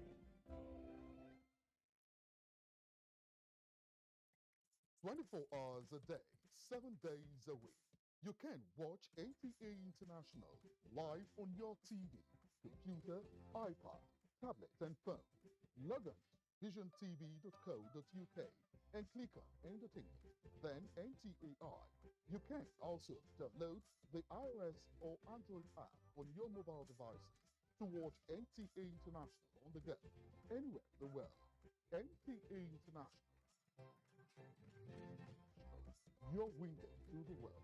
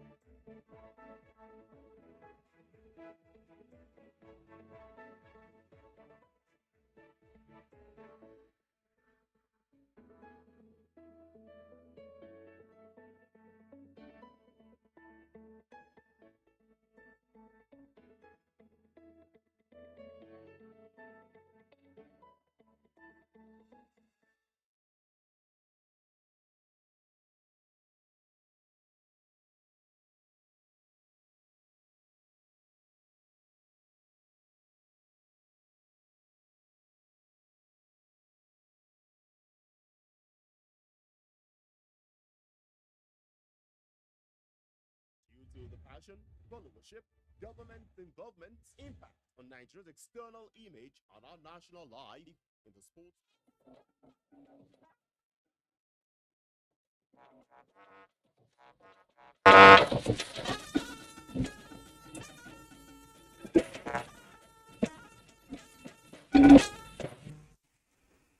A beautiful good evening to you and welcome to another hour and a half of news making the rounds across the country, served with the extra touch of fine details. It is indeed a Wednesday that we would all remember and remembered for the breath of fresh air from Nigeria's currency. Yes, President Buhari unveiled the much talked about redesigned Naira notes. This was at today's Federal Executive Council, where the high-level meeting also gave approval for the extension of the nation's anti-corruption strategy. Senate gives the go-ahead for the reimbursement of funds expended on federal projects in 2 states. In politics, parties intensify campaigns with an eye on the clock for, shall I or will I say, the calendar. Still on politics, Commonwealth delegation shares ideas and expectations with INEC and political parties on Nigeria's general elections. The bottlenecks and the stress that travelers experience with the processes of obtaining Nigeria's international passport is on tonight's lineup. Don't miss out as we shall shine the spotlight on it. The news extra style, like we always say.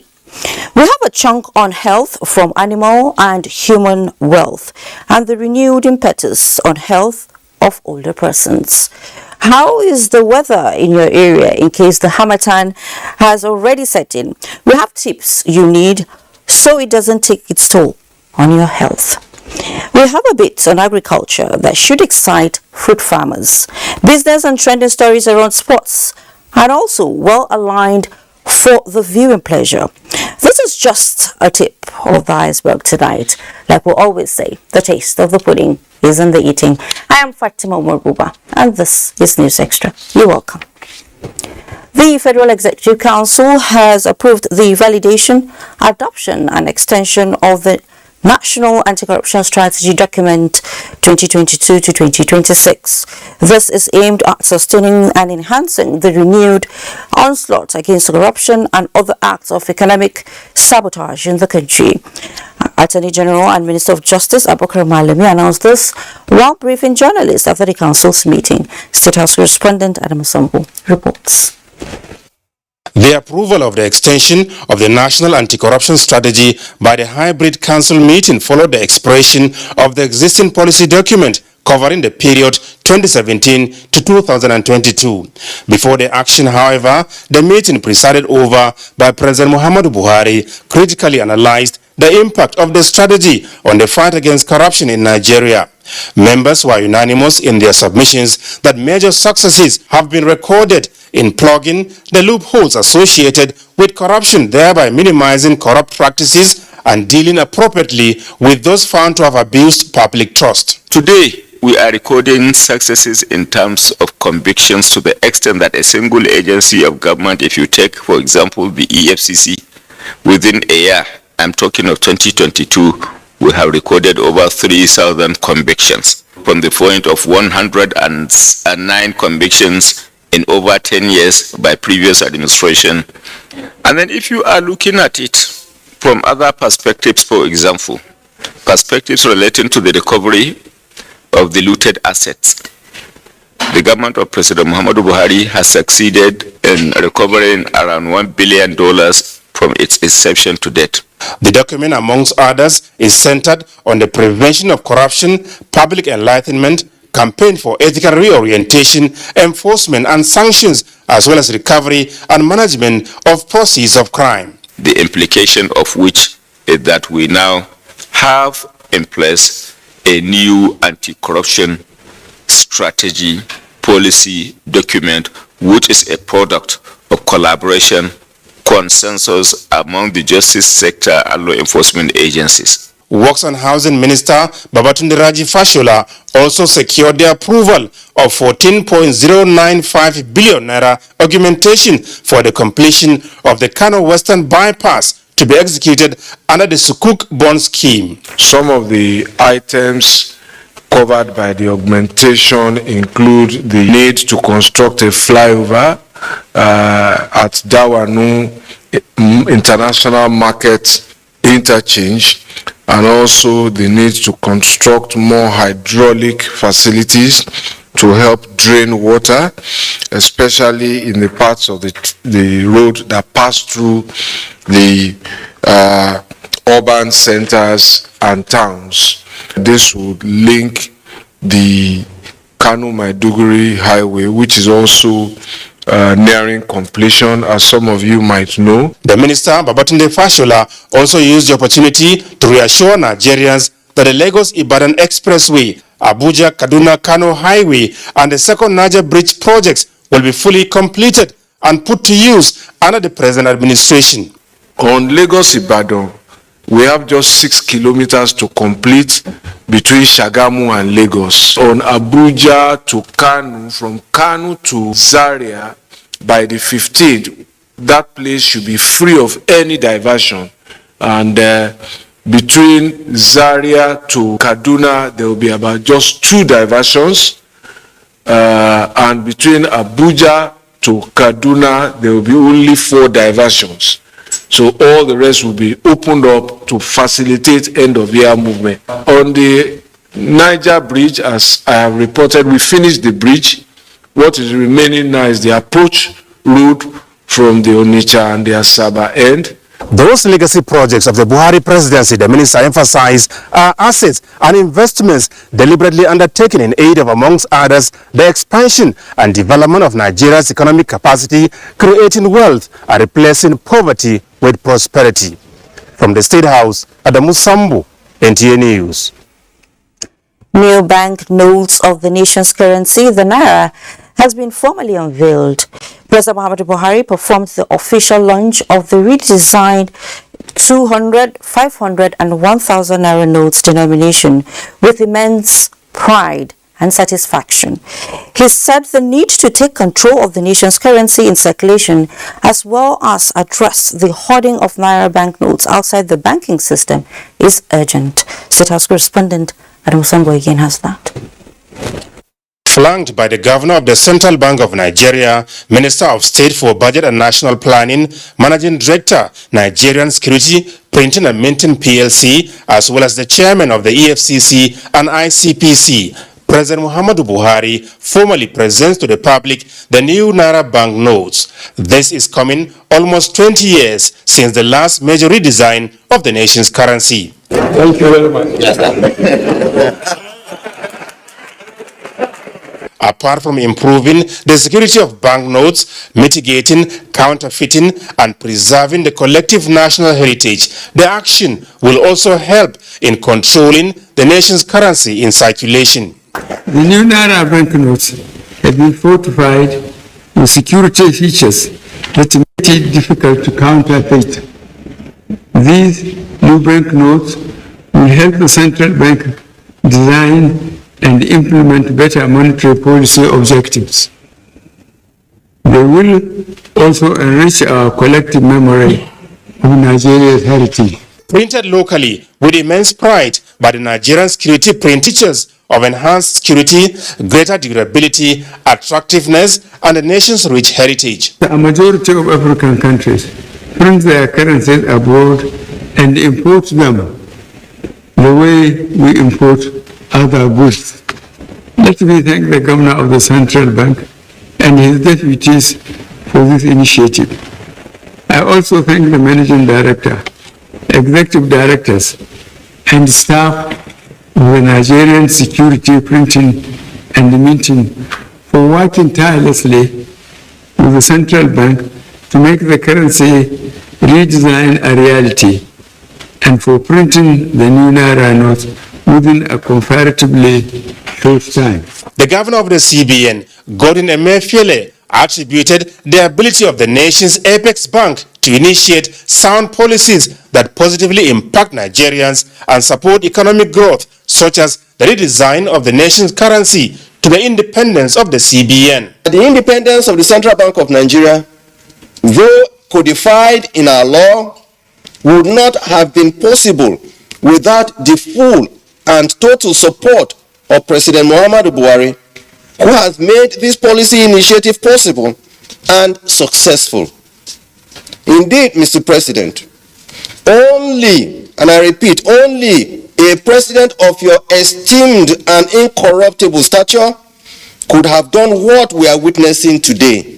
The currency management in Nigeria has over the years been facing several challenges with unintended consequences for the integrity of the country, amongst which is the significant hoarding of banknotes by members of the public, with statistics showing that 2.72 trillion naira out of the 3.6 trillion naira currency in circulation as at June this year was outside the vaults of the banking system. This policy will help to control inflation, as the exercise will bring the hoarded currency back into the banking system, help in increasing financial inclusion, moving towards a more cashless economy, and ensuring greater formalization of the Nigerian economy.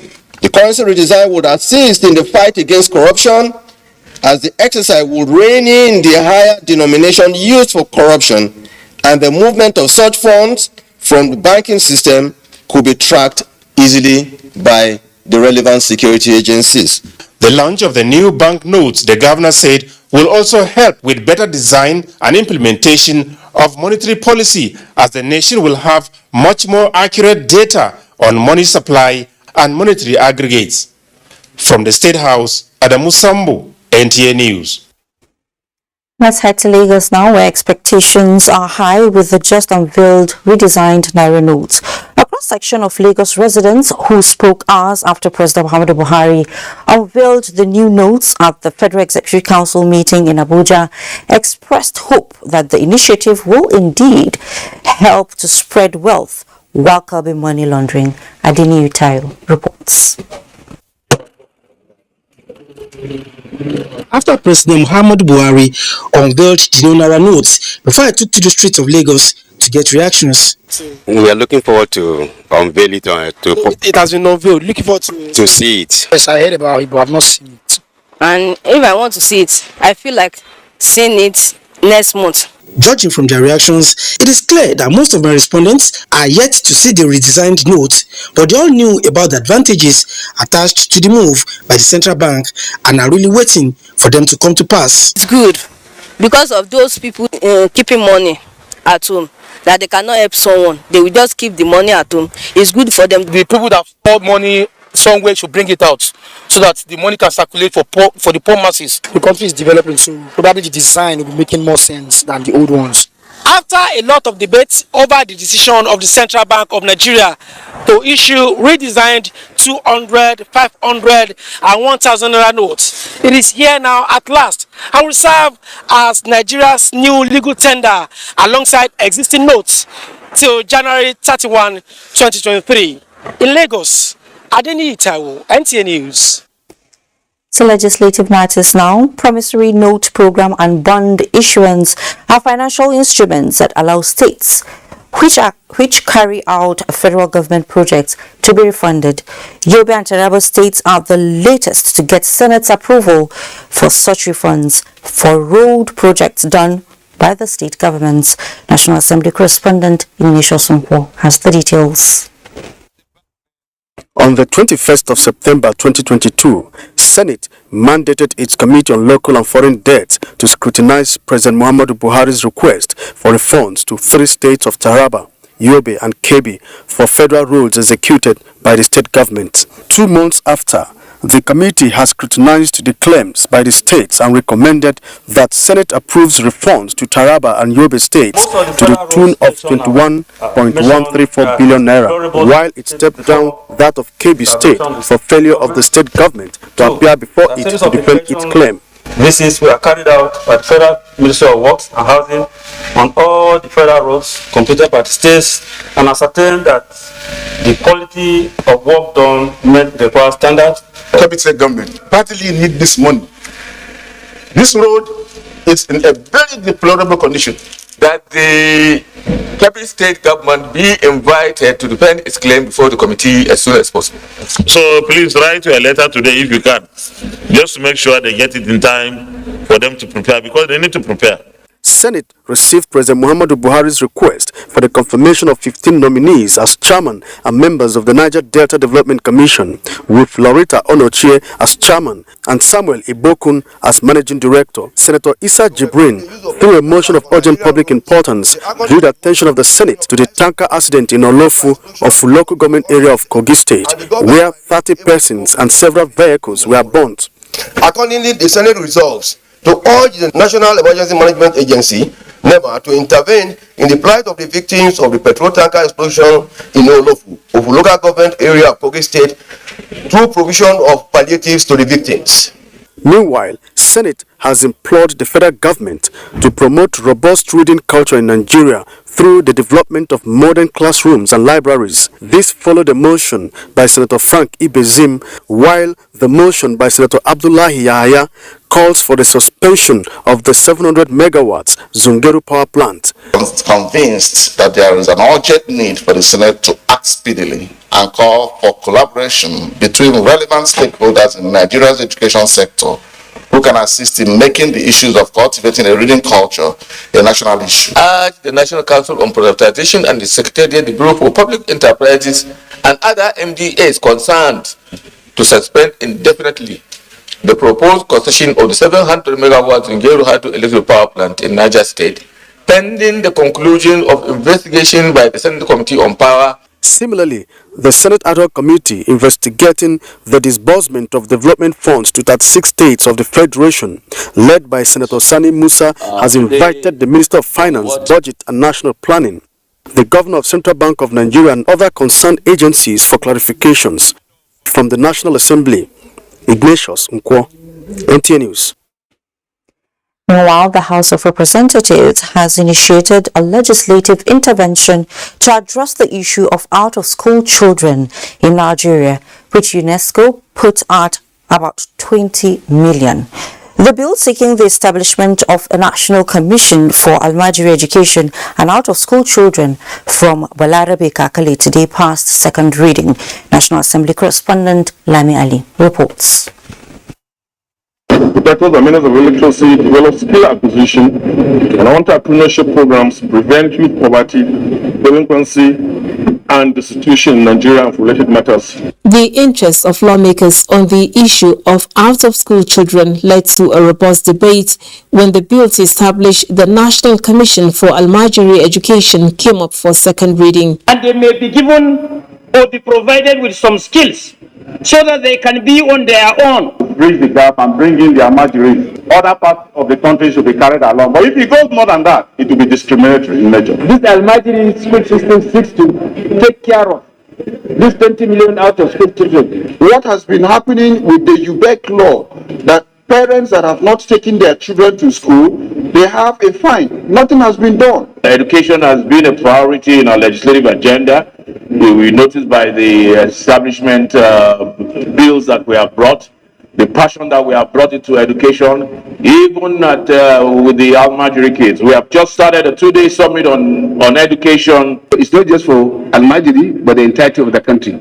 And particularly this to take care of our brothers who are always on the street, also selling items and then do other businesses. Also passed at second reading is the Federal Capital Territory Statutory Budget for 2022. The total sum of 607 billion for the service of the Federal Capital Territory, Abuja. The House during plenary resolved to investigate alleged lopsided recruitments at the Nigeria Extractive Industry Transparency Initiative and the Nigeria Upstream Petroleum Regulatory Commission as raised by Ibrahim Kawu. The recruitment/employment has been concentrated on a particular state/region of the country without recourse to the principle of federal character, fairness, equity, and justice.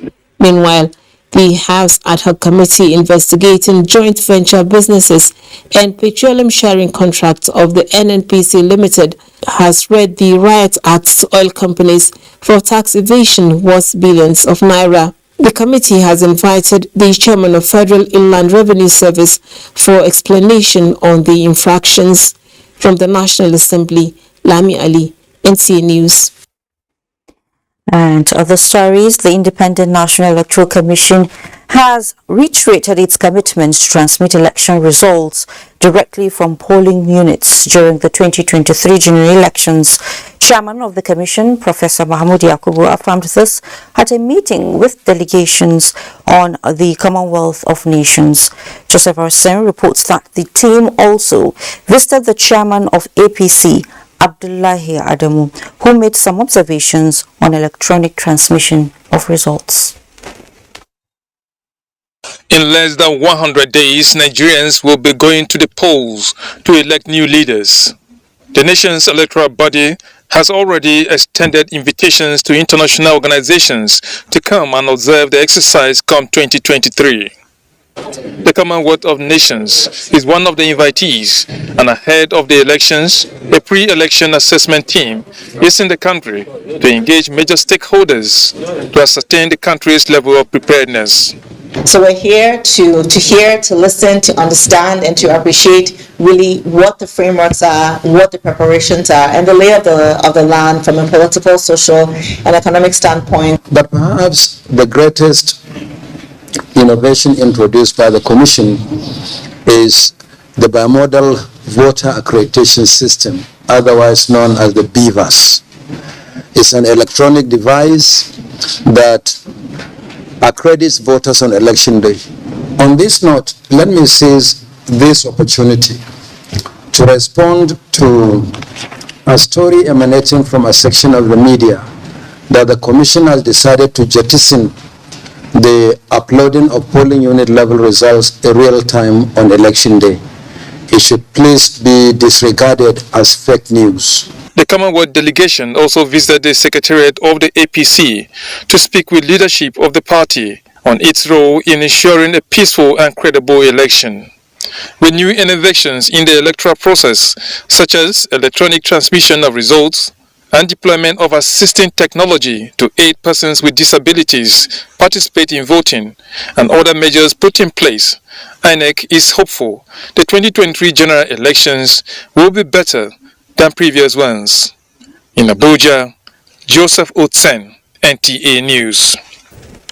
And the All Progressives Congress has asked for postponement of their appearance on the candidate to a future date.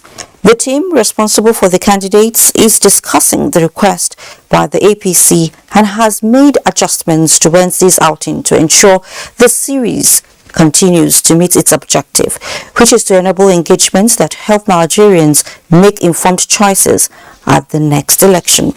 A high-level conversation will seek to chart a way forward tonight for Nigeria by looking at the issues that have come up during the town halls and ongoing campaigns. Meanwhile, the All Progressives Congress is solidifying its campaign structures across frontiers ahead of a smooth and successful outcome of the 2023 presidential election. As a commitment to this common cause, the Presidential Campaign Council on Special Duties has formally come on board for effective campaign. Abubakar Akwanga reports.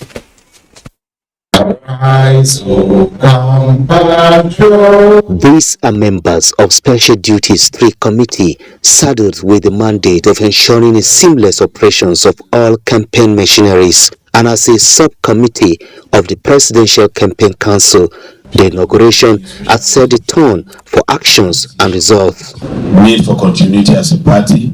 We don't have time to waste.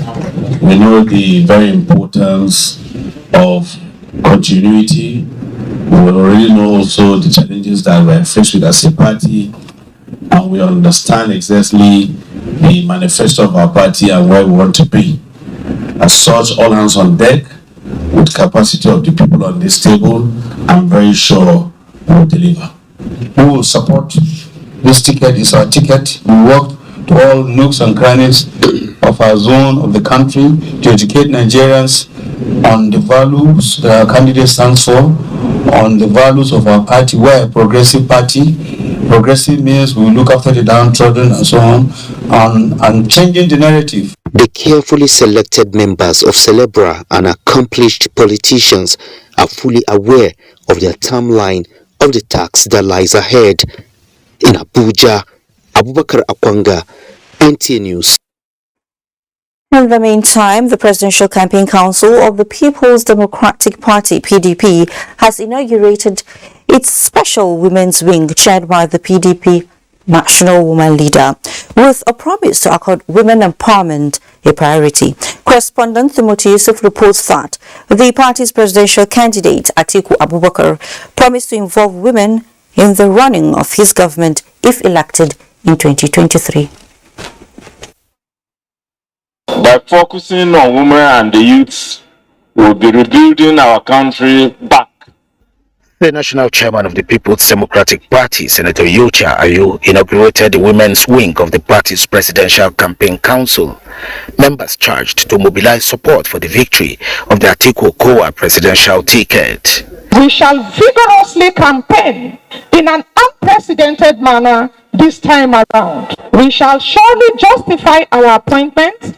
PDP presidential candidate Atiku Abubakar enjoined the Women Campaign Council to hit the ground running with their unique attributes. As the PDP has outlined, if you want to be relevant, deliver your unit. And I believe you can. The vote for the PDP in the 2023 general elections, Atiku promised, is a vote for a recovered Nigeria. Timothy Yusuf, NTA News. In another development, the National Broadcasting Commission has drawn attention to the provisions of the law regulating financial transactions and broadcast services during elections. The broadcast regulator, in a statement, re-echoed the provisions of the Money Laundering Prevention and Prohibition Act 2022, which outlaws the collection of and payment in cash of any sum exceeding 5 million naira in the case of individual and 10 million naira in the case of a corporate body, except through a financial institution. Section 2 of the same Act states that a person shall not conduct two or more transactions separately with one or more financial institution or redesignated non-financial businesses and professions with intent to avoid the duty to report a transaction which should be reported or breach the duty to disclose the information. The Commission enjoins all broadcast stations to keep a log of all advertisements, campaign rallies and sponsored programs during this period and indicate name of the advertiser, date and time of broadcast as well as mode of payment. Let's take our first commercial. When we return, we will let you in to the world of surveillance and artificial intelligence. Please stay. This auspicious occasion of the APC presidential campaign rally and governorship campaign flag-off in Ebonyi State, the state governor, His Excellency Engineer Chief David Nwesomahi, is pleased to welcome the presidential candidates of All Progressive Congress APC, His Excellency Senator Asiwaju Ahmed Bola Tinubu, Vice Presidential candidates, His Excellency Senator Kashim Shettima, National Chairman of APC, His Excellency Senator Abdullahi Adamu, and National Working Committee members, the Director General of Tinubu Shettima Campaign Council and Governor of Plateau State, His Excellency Right Honorable Simon Bakola Long, the Progressive Governors, National Assembly members, Honorable Ministers, members of the National Organizing Committee, and other national leaders of our great party to the State APC Grand Rally. Date, Thursday 24th November 2022. Venue, Bangalore Township Stadium, Abakaliki. Time, 10 a.m. dot. As you honor us with your esteemed presence, please accept the assurances of the warm welcome and hospitality of the government and people of Ebonyi State. Signed, Governor of Ebonyi State. Now I don't know. Good news you don't land area. Good news from the Petroleum Industry Act as it affects host communities, where 3% of the oil company's operating costs is now set aside for the purpose of developing host communities. Now you're involved in the development of your community with the new Petroleum Industry Act PIA. When there is oil spillage, such is fixed in record time by the oil operators. When an oil well is abandoned, the oil company is under obligation to ensure that the abandoned site does not cause any negative impact on the host community. Nigerian Upstream Petroleum Regulatory Commission (NUPRC) believes you deserve the right to know. But one thing, make sure you safeguard the oil wells in your community against vandals and theft. It translates to more income and more development within your community. Now I don't know. Good news you don't lie. This message is brought to you by the Nigerian Upstream Petroleum Regulatory Commission, NUPRC. The National Center for the Control of Small Arms and Light Weapons wishes to inform the general public that it will be conducting a public destruction of all recently recovered illicit small arms and light weapons and associated materials. The exercise would take place at the Nigerian Army Command Engineering Depot, Rigachukun, Kaduna at 10 a.m. on November 24, 2022. A total of 2,611 recovered and illegally held small arms and light weapons and related materials would be destroyed in line with the ECOWAS Convention of 2006. Government officials, representatives of various security and international agencies, traditional rulers and other invited guests would be on ground to witness the destruction exercise. The destruction of illicit small arms and light weapons in circulation is a demonstration of government's resolve to strengthen peace and security in Nigeria. The center remains focused and is committed to ensuring an illicit arms-free society. This message is brought to you by the National Center for the Control of Small Arms and Light Weapons. The Honorable Minister of Education, Malam Adamu Adamu, CON, cordially invites stakeholders and the general public to the flag-off ceremony of the reintroduction of history teaching and commencement of the training for history teachers at basic education level. Date, 24th November 2022. Venue, International Conference Center, Abuja. Time, 10 a.m. prompt. Chairman of the occasion, His Eminence, the Sultan of Sokoto, Muhammadu Sa'ad Abubakar III, CFR. Announcer, Dr. Hamid Boboyi, Executive Secretary, Universal Basic Education Commission. My people, my name is Emeka. Mekus Kamat. Let me get all this people. I don't learn my lesson. Somebody come buy motor for my hand, carry big money, come give me. Now when we get bust, then my eye open. I don't know to that 419 be. Now when EFCC grab them, they come back me too. Now he make me the warn you. All of them when they do business like me, when they carry big money, when I go sometimes I go carry transfer, carry bring back. They could shine on our eye because the special control unit against money laundering, when they call SCUMO, they don't want to say if the money pass 5 million naira for individual, no collect them. If he pass 10 million naira for company, no collect them. Can I go where? Bank. If you not do them like that, 250,000 naira for every day where this offense happen. Or they go suspend your license, or they go shut them down, for your hand. No talk say, I know 1 year. This message is from the Economic and Financial Crimes Commission, EFCC. Growing up in a big family, there weren't always enough seats at the table. So we started eating on the floor so that we could enjoy our food and cokes together. To remind us that the most important part of any meal is being together.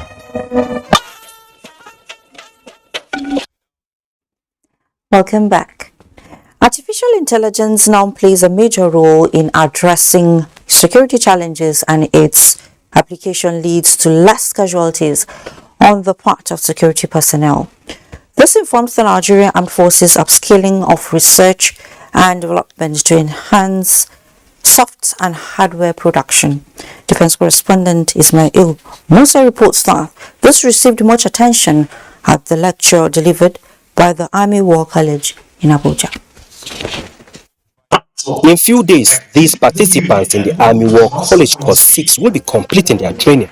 The apex institution for the Army is meant to equip personnel with skills required for strategic leadership and management of war at a time the country is confronted with evolving security challenges. The college undoubtedly ranks among the best professional level training institutions for higher management of defense in Nigeria. The Minister of Science, Technology and Innovation understands the threat factors in the country and urged the military authorities to step up their campaigns. Nigeria should adopt a strategic plan with time frame, activities for self-sufficiency in defense production by leveraging local capacity that is pivoted on solid and robust STI ecosystem.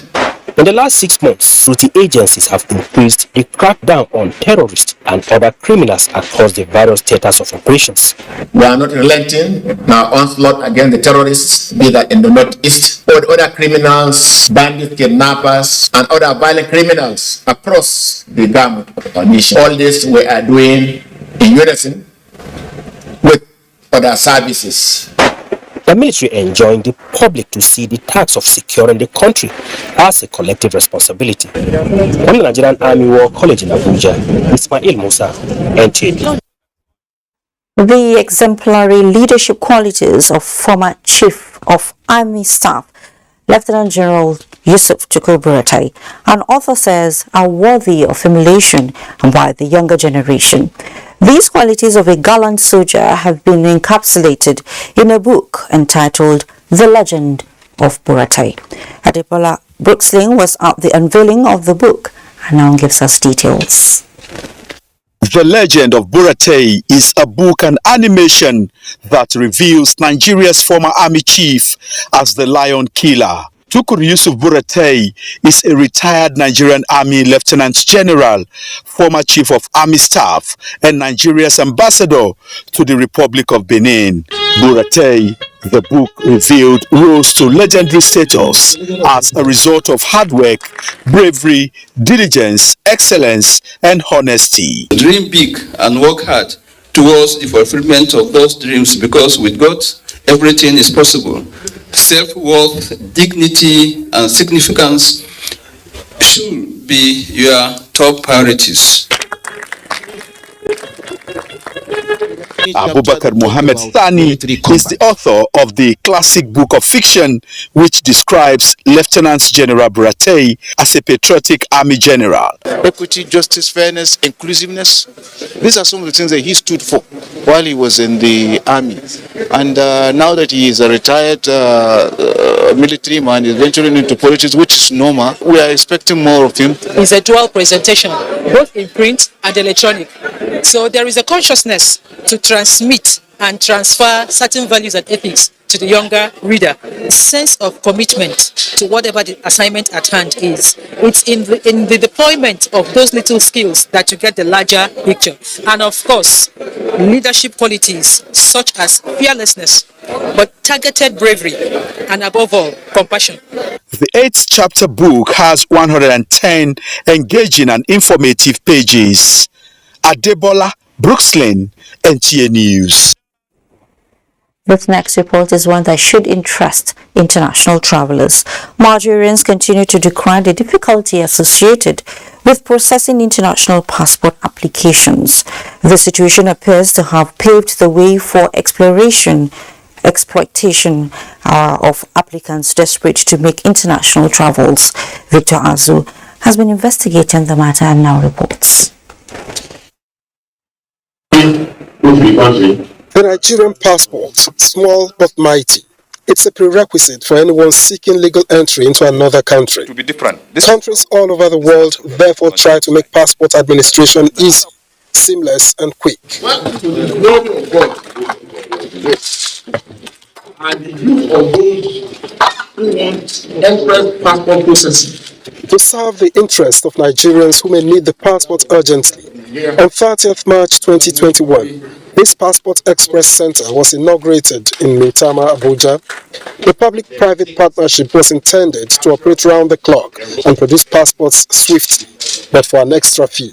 The idea of establishing Passport Express Center was embraced by the service in response to a series of yearning by the general public for the service to come up with additional ways to enhance and ease the passport issuance process. That center has since been shut. Our findings reveal that the facility was only operated for a few months.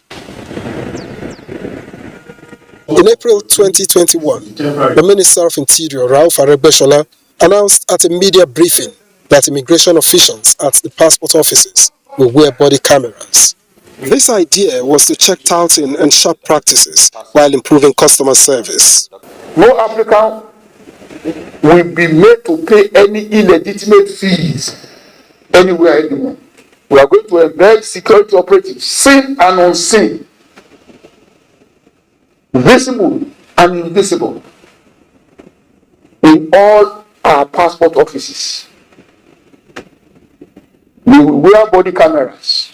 That now seems like a long time ago. My interaction with passport applicants these days suggests that passport administration has become opaque, cumbersome, and entangled in racketeering. Meet Titi, not her real name. The 56-year-old had her date of birth wrongly captured in her previous passport. She sought to correct it while renewing her passport in May 2021. She made contact with an immigration officer at the service headquarters in Abuja and was told to pay 250,000 naira. She then called another officer at the Ilorin passport office, and it turned out even worse. Yeah, they say 250. Then I now call Ilorin, their branch in Ilorin. That person says it's going to cost for about 3 rand. 10,000. Passport application seems to be for the highest bidders nowadays. She opted to apply online. When I did the online, I took the paper to them. They said they cannot find it in their website. They did, though that one took me to this year. She's not alone. Some other passport applicants have told me of how they were frustrated. Their offense for simply applying online. Since there's no good result, let me call the person there, the person that gave me his number. So I call and say, Madam, if you want to do it now, we are going to do it for you for 120,000 naira. That's at the headquarters. Yes, yes, they are going to do it for 120 naira. I said, okay, no problem, because I need this thing. I just need it. He said, no problem. So I submitted all my documents to him. So after 3 days, he called me again that it's more than that too, that I need to pay extra 25,000.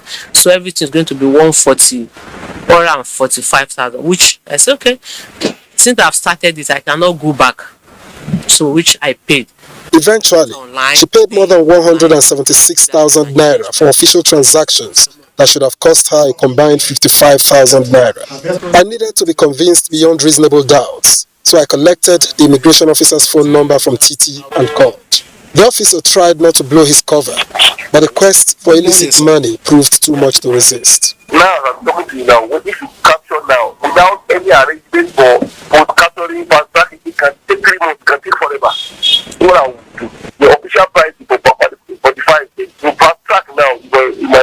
That price is 45.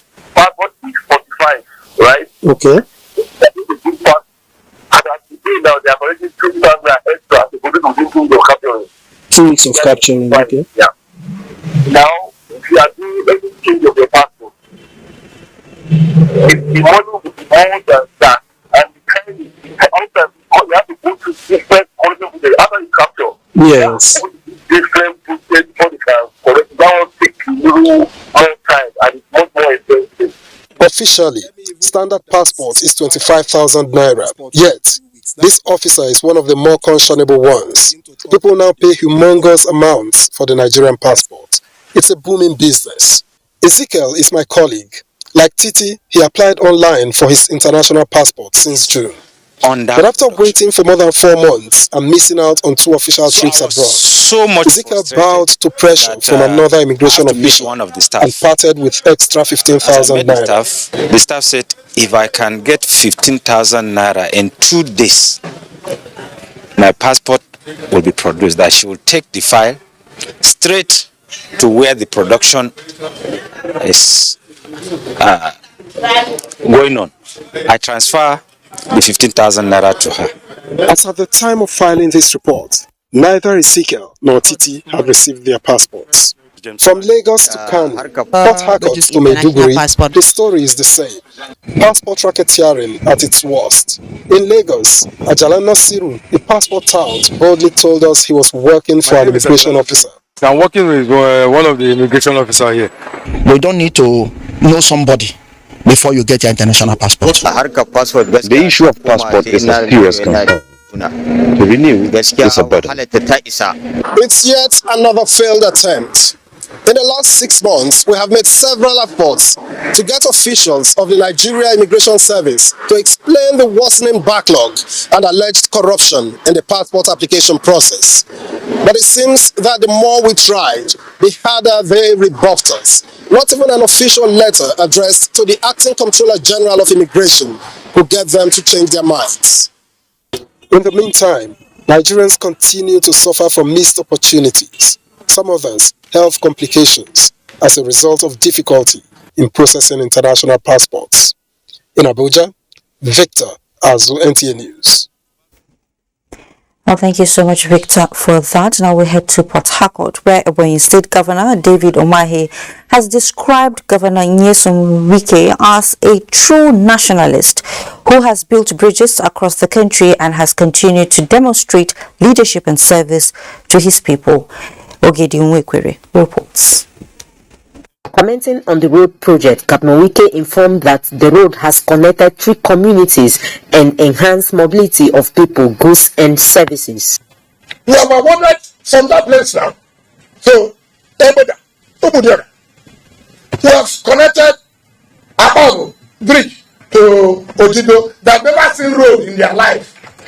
Governor of Ebonyi State, Dave Umahi, eulogized the governor for working for his people, delivering infrastructure that is second to none, and securing River State for the PDP. Here you are 99% in control because of what you are doing for the people. And I want to commend you.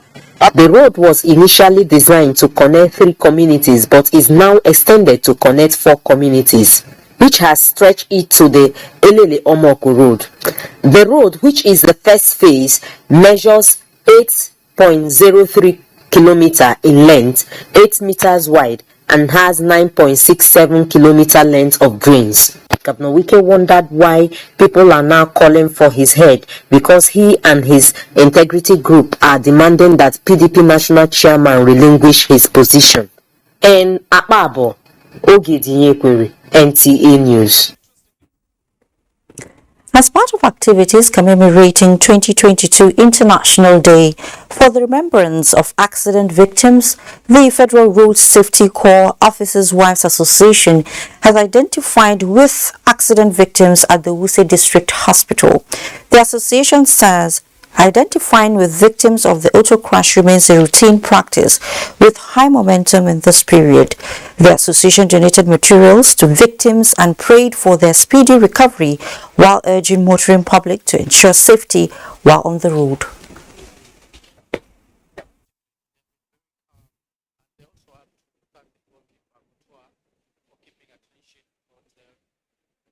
I want to appreciate the hospital management for their support for the accident victim. We are here on behalf of the FOA, Road Safety Officers' Wife Association and other stakeholders. We are here to support the accident victim and pray for them for their quick recovery. Men of Federal Safety Corps, men of Nigerian Police, men of VIO, men of Emergency Medical Services. So that is part of this dual celebration, remembering the victims that have been killed or injured, and then celebrating the people who rescued them and make sure the roads are safe. So that The management of the hospital says the intervention will go a long way in reducing the sufferings of the victims and their families. Let's take another break. We'll be right back. Welcome to the Glow Festival of Joy. It's a celebration like no other, with prizes like no other. 20 new houses to be won, 24 brand new cars, 200 sewing machines, 100 generators, 1,000 rechargeable fans. It's raining Gidigan prizes this season in the Glow Festival of Joy promo. Dial *611# to enter and grab your share of prizes in this celebration of a lifetime. It can only be Glow.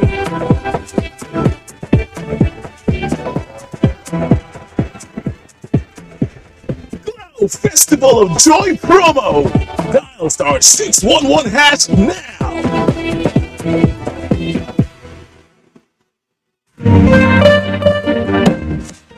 I dey look for pension fund administrator, wey stop, make sense, wey care for me. No be the time when story go enter the matter when it's time to deliver. No. The bank is sure them no go stress you.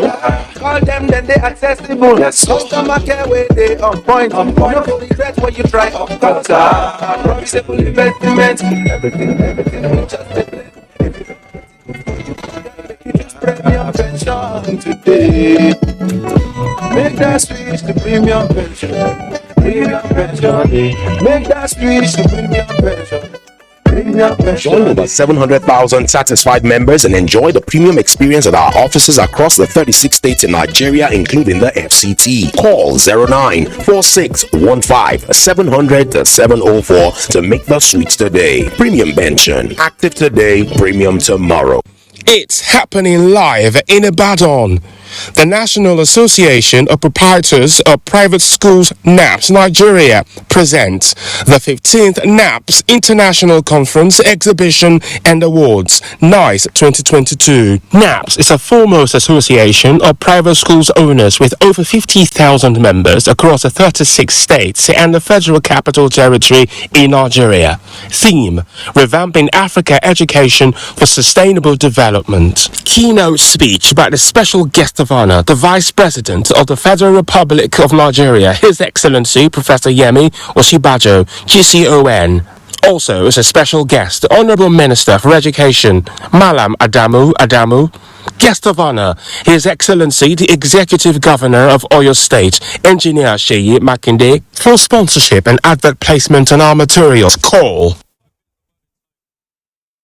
The Industrial Training Fund, ITF, and the Nigeria Employers Consultative Association, NECA, hereby invite participating organizations and other stakeholders in the public and private sectors to the Stakeholders Dialogue Forum and Outstanding Trainees Award Ceremony, scheduled to hold as follows. Date: Thursday, 24th November 2022. Time: 10 a.m. Venue: NAF Conference Center, Ahmadu Bello Way, Jabi, Abuja. The event, which will be chaired by the Honorable Minister of State, Federal Ministry of Industry, Trade and Investment, Ambassador Mariam Yalwaji Katagum, will have in attendance the Speaker of the House of Representatives, Right Honorable Femi Baja Biamila, who will be the special guest, while Minister of Humanitarian Affairs, Disaster Management and Social Development, Hajia Sadia Umar Farouk, will serve as the distinguished guest. Guests of honor: President of NECA, Mr. Taiwo Adeniyi, the country representative of Skills for Prosperity and the country representatives of Foreign Commonwealth Development Office, FCDO, Abuja. The Director General of NECA, Mr. Adewale Oyerinde, will deliver the keynote address, while the Director General and Chief Executive of the ITF, Sir Joseph Ari, will serve as the chief host. Invited guests are expected to be seated by 9:50 a.m. Ooh, this food is delicious. Can I have my bitters now? Okay.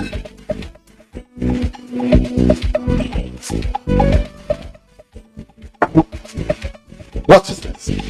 Is this my bottle of bitters? Yes. Any problem? Any problem? No. I'm not going to take them. I want my yo-yo bitters now. Darling, but that is bitter.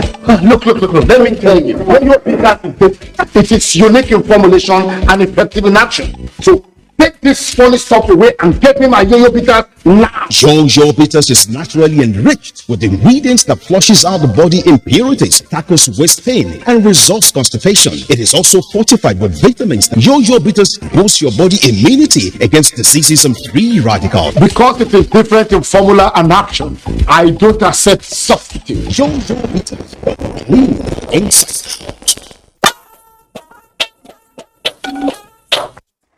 Thanks so much for staying. And we'll begin this segment with health matters.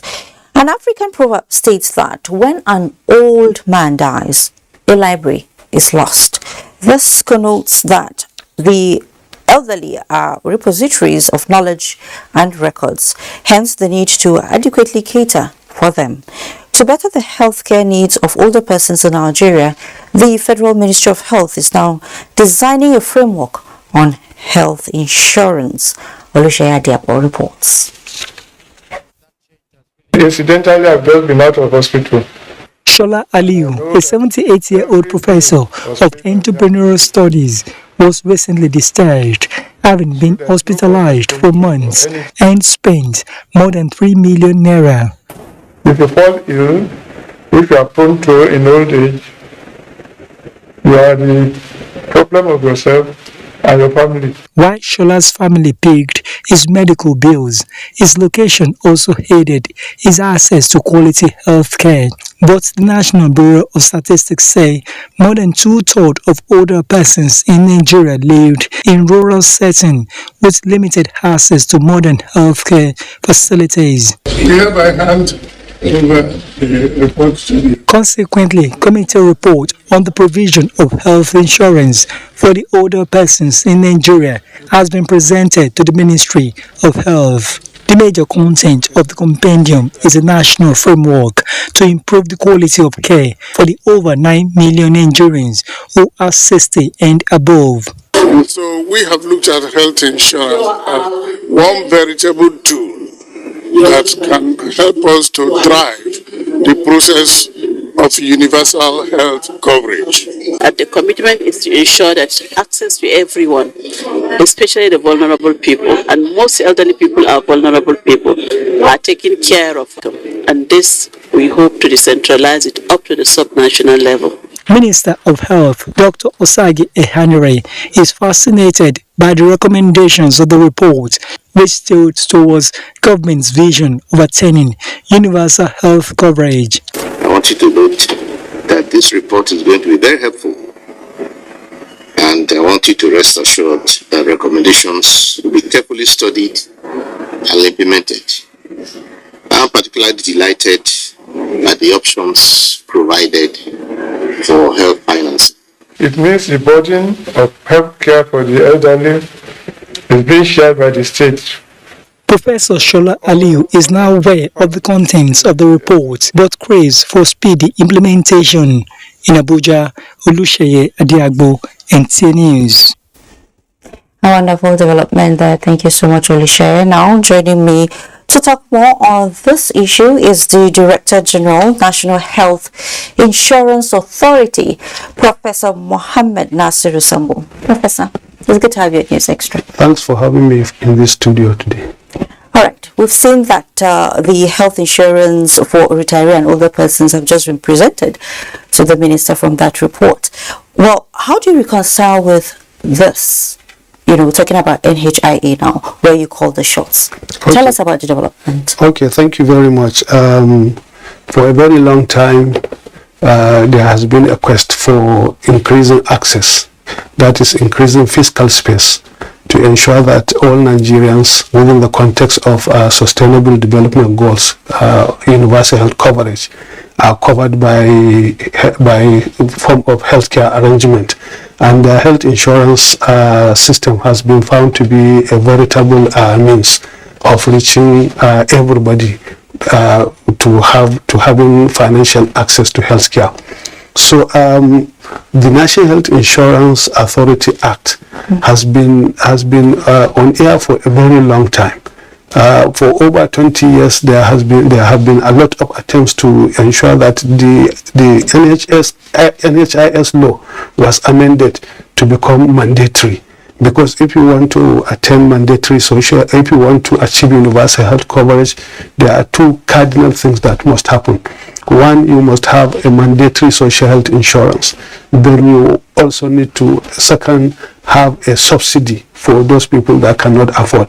But because of the delay in amending the law, Honorable Minister of Health, Dr. Osagi Ehanire, constituted a committee to quickly focus on the elderly, so that a quick arrangement can be done to see how they can come on board within the social health insurance space.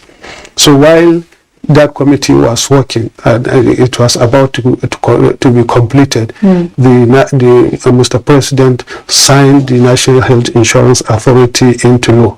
So the situation we have now is, now we want to see how this prohibition and the recommendation can be subsumed into the overarching National Health Insurance Authority law, because this law has a prohibition of what is called vulnerable group funds. Okay. And if you listen to the conversation or the presentation, majority of the elderly people are within the elderly, within the vulnerable segment. So the vulnerable group fund will now subsume this issue of elderly. So any elderly person 60 years and above who requires health insurance will fall into the vulnerable group within the new law. And well, Professor, well, you've said it. You have been on for months. NHI have been on for months. It came to be. Now you have like few months, I guess. And you have done a whole lot, we've heard. But we want to know from you, the boss that calls the shots, how have you fared, generally? Well, we don't want to personalize, but in terms, you tell us what is happening in the pipeline. Yes, or what you have in the pipeline. With the signing of the law by Mr. President, which is very, very commendable, and even the World Health Organization team, they came to Nigeria to congratulate Nigeria for the signing of that law, because it is a very progressive law in terms of attainment of universal health coverage. For we were even invited in Chatham House, London, where we made a comprehensive presentation of the strategy that we need to employ in the implementation of this new law. What we put in place, one, is to ensure that all the stakeholders have a very good understanding of the content of this law, because if there is a lot of misunderstanding or misrepresentation in the process, implementation will become difficult. So we have gone through series of stakeholders engagement to ensure that we deepen the understanding of the content of the law. And secondly, we are planning what we call the National Health Insurance Summit. And we have been able to receive, Mr. President has graciously approved that the first National Health Insurance Summit should take place in Nigeria on the 2nd and 3rd of December. We are hoping that he will be there physically to flag it up. During that summit, we are going to showcase all the innovations and the creativity that we have brought into the National Health Insurance space in the last 3 years. Then we will also seize the opportunity to thank Mr. President for signing this progressive law, which has been on the air for more than 20 years. So what should Nigerians expect, especially when it comes, to the drive, towards universal health coverage? Yeah, Nigeria should expect with this law a very high momentum in terms of moving the health insurance in Nigeria forward, because the law is now makes health insurance mandatory, and there is this provision of the vulnerable group funds, which is a subsidy program. There will be we are going to inaugurate 3 committees that will ensure the leapfrog of the implementation of the act. One of the committees is to work on the guideline, to revise the guideline in line with the new law. We also need to have a committee that will work on how to operationalize the mandatory social health insurance, because it will require a lot of conversation with all the stakeholders. Then the third committee that we are going to inaugurate very soon, immediately after the summit, is a committee on innovative financing. If you look at the law, section 25 of the new law, it talks about the vulnerable group and the funds and the various mechanisms of driving resources for it. So we are going to have a committee that will work and bring a comprehensive report that will be presented to the government, as these are the various mechanisms that we can employ to get resources. That's interesting, Professor. Thank you so much for coming on News Extra. That was the Director General, National Health Insurance Authority, Professor Mohammed Nasir Sambo. Thank you so much once again.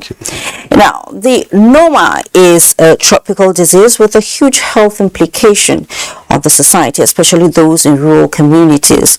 The Federal Ministry of Health is using the 2022 National Noma Day and Scientific Conference to draw the public's attention to preventive measures of a disease that seems neglected. Kenneth Nanim reports, but viewer discretion is advised as some of the pictures are unpleasant.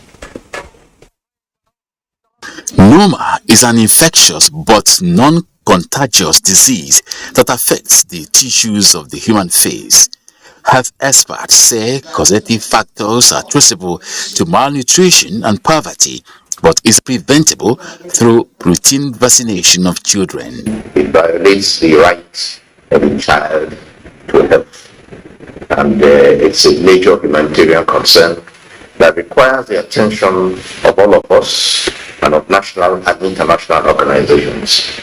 A critical health challenge, though, but medical practitioners are raising survival hope for those already affected, especially when the disease is detected at early stage. Make sure you open the child's mouth, watch it. If there's any redness that that is abnormal from the normal color of the child's gum, be a health practitioner. Many of the ones we even treat now, we call them Noma survivors. They have survived and they now have the defect. And that's why surgeons can now go around to say, let us operate on them. We have done 24 interventions from 2015, which was the first intervention, and the latest one just finished about 2 to 3 weeks ago. Within that period, we have been able to successfully have major surgeries on 1,269 Noma cases. We are also setting up, a world-class center in National Hospital Abuja, where the different complications can be treated without cost on the patient. However, intervention efforts are underway to increase awareness on prevention, treatment and cure. Kenneth Nanim, NTA News. Thank you, Kenneth. Remember your deworming days as a child? Well, I'm sure we have our memories, like I remember mine. Well, this critical component of child survival, intestinal worms, are one of the major public health problems affecting about 80% of school children and said to be responsible for the deaths of most children in Nigeria. To curtail this, the Ministry of Humanitarian Affairs, Disaster Management and Social Development has flagged off the school-based deworming of 800,000 beneficiaries of the National Homegrown School Feeding Program in Cross River State. Achibombasi captured the exercise. School children from Government Primary School Anantra in Calabar South Local Government Area are happy to be among the 800,000 beneficiaries of the 2022 school-based deworming exercise targeting children from age 5 to 14 years. It is sweet. I am very happy. It shows the government is thinking about us. Know how they wash their hands, when to eat and not to eat the rotten fruits of food. The school-based deworming exercise, a collaboration with the State Ministry of Health, is to boost the immunity of the children and improve their nutrition intake. Tagged Deworm Your Child Today to Stay Healthy, the exercise is to also ensure children are more regular in school while they stay healthy. Because of the nature of children, the way they play recklessly and no guidance. I encourage us all to do our best to see how we can protect our children. So for them to be healthy, they have to be healthy in the body. And deworming is an essential component of that. Parents and caregivers are encouraged to take advantage of the deworming exercise, which is taking place across 9 local government areas of the state, as worm infestation is capable of affecting a child's growth. In Calabar, Achibon Basi, NTA News. Let's talk agriculture now. Imagine the pains of a farmer, especially those with orchards, having it infested by fruit flies. The good news here is that Nigeria and the Economic Community of West African States, ECOWAS, have decided to launch a major attack on fruit flies and other insects destroying agricultural produce in the region. This is coming as ECOWAS donates equipment to aid Nigeria in the fight. Musa Baba Aliu reports.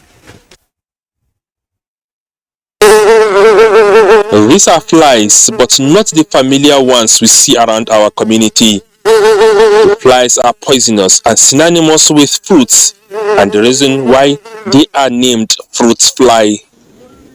The winged insects have the ability of destroying a tree, including its fruits. Mango trees are the major targets of the flies in Nigeria. The flies. Igio Ali, a mango farmer in Benue State, says many mango trees have dried up as a result of infestation by the flies. So even the local people stopped eating mango. Local farmers started cutting down the mango trees because of fruit fly. Horticulturists confirmed that presence of the fly was responsible for the inability of Nigerian mangoes to make its way across global commodity markets. But there was a particular species of fruit fly that came in from Asia, and it affected, fruit exports generally, especially mango. This equipment, handed over to the Federal Ministry of Agriculture by ECOWAS, is to assist Nigeria in eradicating the flies. The project has provided surveillance material for the monitoring and control of more than 10,000 hectares of mango industry in several states in Nigeria. And it's our belief that maybe after this extension, we will no longer hear about fruit flies infestation in Nigeria again. If Nigeria is able to successfully eradicate the flies, the country could fly above other West African countries whose mangoes have already made it to markets in Europe, America and Asia. Musa Baba Aliyu, NTA News. From agriculture, we talk business. The second edition of the Zenith Tech Fair and Hackathon provided by Zenith Bank PLC has produced 3 final winners. The first prize winner received 20 million naira. Second position got 15 million naira, while the third position winner smiled home with 10 million naira. Amaka Owo reports that 8 finalists went home with $1 million each, with 5 of them to receive mentorship opportunity with Seeds Stars. It's the day 2 of Zenith Bank Tech Fair, an experience to remember. 11 finalists who made it to the final stage took 8 minutes each to present their various hackathon pitches. They provided value and solutions to real-life challenges. Meet Babajide Oluwase, the CEO of Eco Tutu, and John Onwibo, the CEO of Floris Labs. We say a very big thank you to Zenith Bank for putting this platform together and for coming on board to be part of this journey with us. I feel more empowered to go back and impact communities and change the lives of students in Nigeria. The leadership of Zenith Bank PLC say the finalists from the hackathon will be enlisted into the Zenith Incubation Lab with the expectation to scale up the young innovators like the Zenith brand and build Nigeria's Silicon Valley. So much ions have been loaded on fire. The only thing left for us to do is to activate the action that will give life, that will give effect, that will give relevance to the activation of that digital talent, tech skill and entrepreneurship that will give another rebirth, or if you like, a freshness or a new life to the economy. Know that technology is fast moving, and let us try and adapt as quickly as possible, because if you don't adapt, it will be difficult for you to survive. Panel of discussants deliberated on Nigeria as having one of the best e-payment infrastructure in the world and need to leapfrog digitization, tokenization to Pan-African trade. We are working with PAPS, the Pan-African payment system, to make payments in Africa and within Africa a lot easier and better. The first e-commerce in Nigeria was done in partnership with Zenith Bank, which is a testament to its leading drive to grow and support Nigeria's IT solutions ecosystem. In Lagos, Amaka Owo, NTA News. More on business with Musa Abubakar on Business News. Musa, it's with you. Thank you, Fatima. Of the 2.7 trillion naira circulating outside the banking sector, the Central Bank of Nigeria says it has received only 165 billion naira as deposits as at November 18, 2022. The Apex Bank also said it has removed all limits in terms of know your customers on deposits. This was part of the post-MPC media session. We also need to do what we need to do to sanitize the market so that government can also in the future have a domestic source where it can raise the funds. Because, like I said, so long as we have in a negative real interest rate margin, even domestic saving mobilization will thin out. This exercise is not an exchange program. It's not that you bring 10 million naira, we give you 10 million naira. What we are saying is that put your money in your account. Use all the available channels we have, including the e-Naira. 95% of what we have received out of 165 billion is only in two denominations, 1,000 and 500. Because if you see, 1,000 is like 86 billion.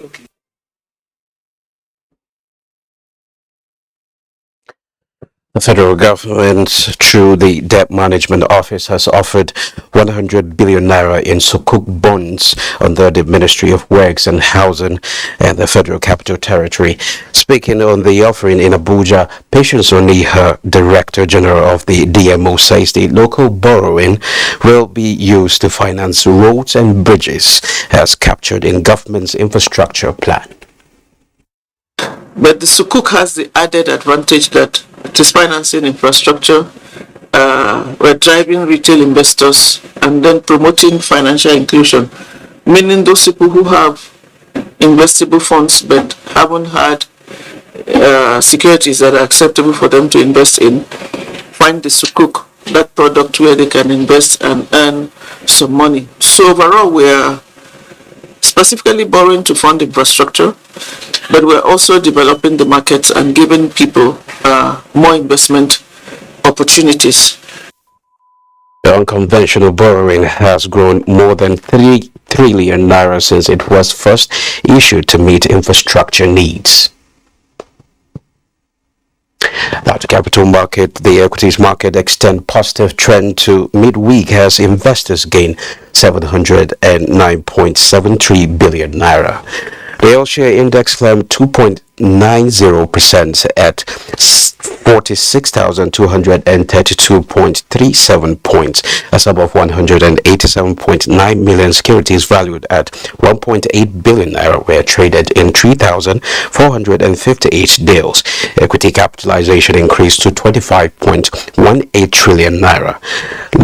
Link Trust Mortgage Bank PLC, Transcorp and Access Holding PLC dominated the top trade chart. And that's a quick look at business news. Fatima, is back to you. Thank you so much, Musa. We head to Lagos now, where the pioneer and largest brewing company in Nigeria, Nigerian Breweries PLC, has unveiled two of its products, Goldberg and Light Premium Lager, as the official beer of Super Eagles. Olumide Oguntola reports.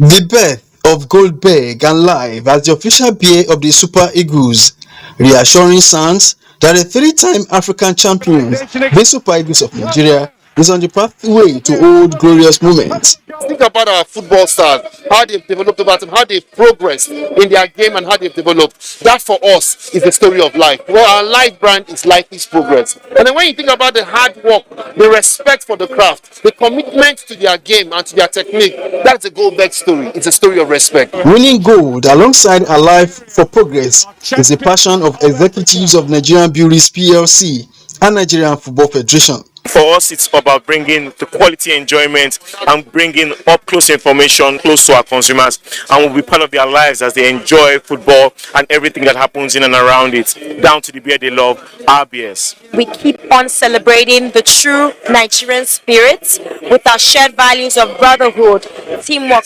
culture and progress. We want to transform the football experiences through a lot of grassroots football and community football matches, as well as activations. Life and Goldberg, the journey will be made smooth on driving the development of the game from the grassroots. Tagged Beyond the Game, this initiative, according to ex-internationals, will help the team rule Africa again. I want to encourage other companies to, corporate organizations to support football. Popular Nollywood actresses Toyin Abraham Ajayemi, Iyabo Ojo, Lizzie Gold, Destiny Etiku, alongside Mary Igwe, were also unveiled as first set of female ambassadors of Goldberg and Live Lager Beer. In Lagos, Olumide Oguntola, NTA News. In the next segment of the news, we get a view, a nod and a shoulder for women's efforts in the nation's conversation development. We'll be right back. Never again should this happen. We have passed through this path before, and it was not good for us. I remember the horror, the crying, the blood, dead bodies everywhere. I almost lost my mind. I could not sleep. I remember the cry of innocent children. Many lives were changed forever. We shall never go through that path again. Let us all stand in solidarity with our armed forces, our men and women. Oh, we must stand in truth, in honesty, to build a vibrant nation, a nation that you and I can be proud of.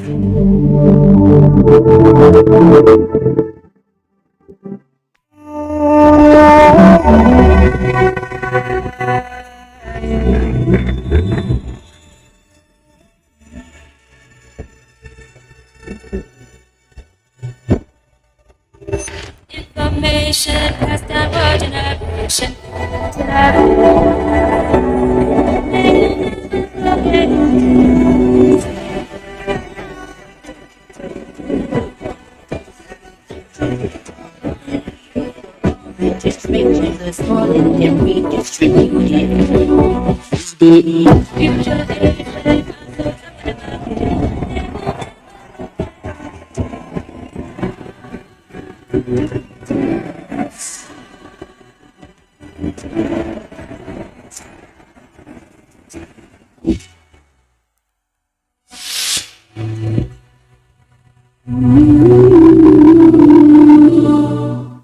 Looking fresh for your date? Get even fresher with Close Up.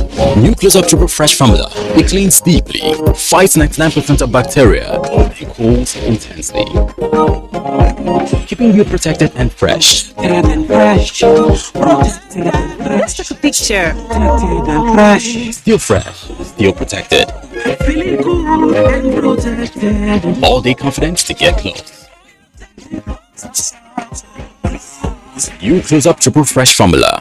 They say nothing good comes easy, but with determination and sheer focus, Boa Foods finds new ways to put food on many plates. We produce competitively priced sugar, flour, and pasta that are highly sought after by our corporate and trade partners. At Boa Foods, we remain committed to lead with purpose and make a difference by embracing the responsibility to meet Africa's growing food demand. We dare to lead. So can you. Boa Foods, nourishing lives. If you want to become something, become a child again. Why be patient? If you must worry, don't worry about winning. Why worry about germs? When you come home, bring tales and stories. Why bring in germs? Shield your families from germs. When Dettol is a part of every household bucket, then you and your family can stay protected from up to 100 illness-causing germs. Everyday use of Dettol keeps my loved ones protected.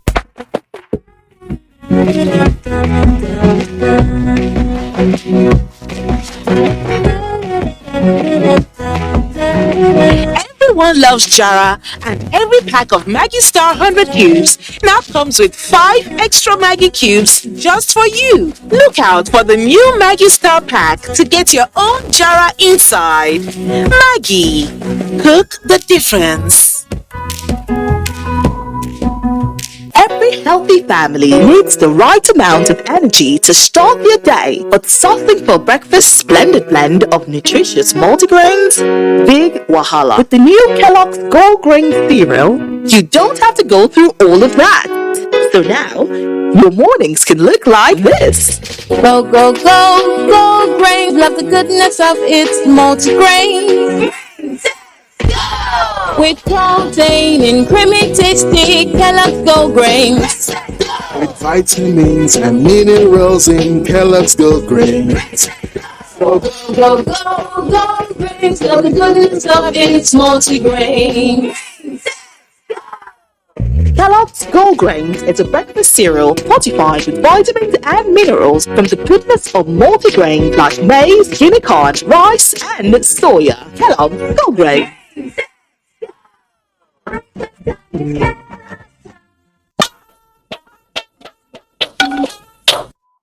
Welcome back. The National Center for Women Development is seeking partnership with the international community to develop its facilities to world-class standard.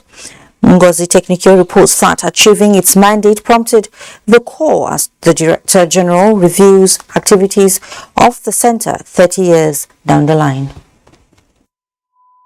The National Center for Women Development, established in 1997 by late Mariam Babangida, is aimed at promoting women's advancement through research, training, and documentation. Thus, proactively work at empowering women socially, economically, and politically. Having passed through many administrative leadership in the past 30 years, there is need for maintenance, improvement on the various facilities. This is why the present Director General is reaching out to the international community to invest in women through the center. And to meet up with the dreams of the founding mothers of the center, that there is need for the revitalization, upgrading, replacement, and remodification/reconstruction. The milestones that have been achieved, we need you to let this dream live on. Commitment from outside and within trails the clarion call. There are legacy and 30 years behind this institution, which means that there is a well experience, and we can, as a Palestinian also, we can cooperate. I've been here to see those facilities, and I've started talking with my colleagues that we need to hold more and more meetings here. We need to come for training here. investing in this center is the answer to the many problems, the many questions, the many unanswered questions that we have in this country. Expectations are high that with public-private partnership, National Center for Women Development will be repositioned to world-class standard. Ngozi Technical, NTA News. Let's take our final break for tonight. Growing up in a big family, there weren't always enough seats at the table, so we started eating on the floor so that we could enjoy our food and cokes together, to remind us that the most important part of any meal is being together.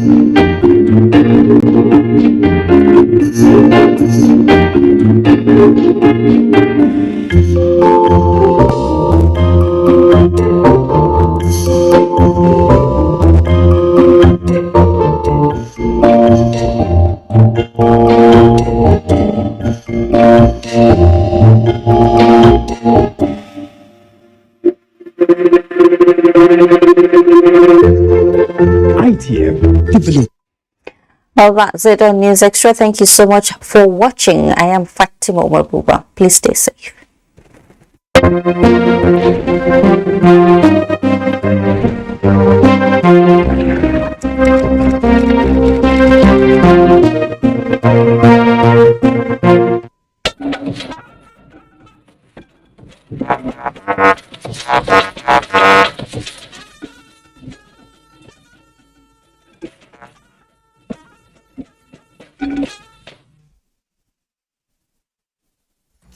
Hours a day, 7 days a week. You can watch NTA International live on your TV, computer, iPad, tablet and phone.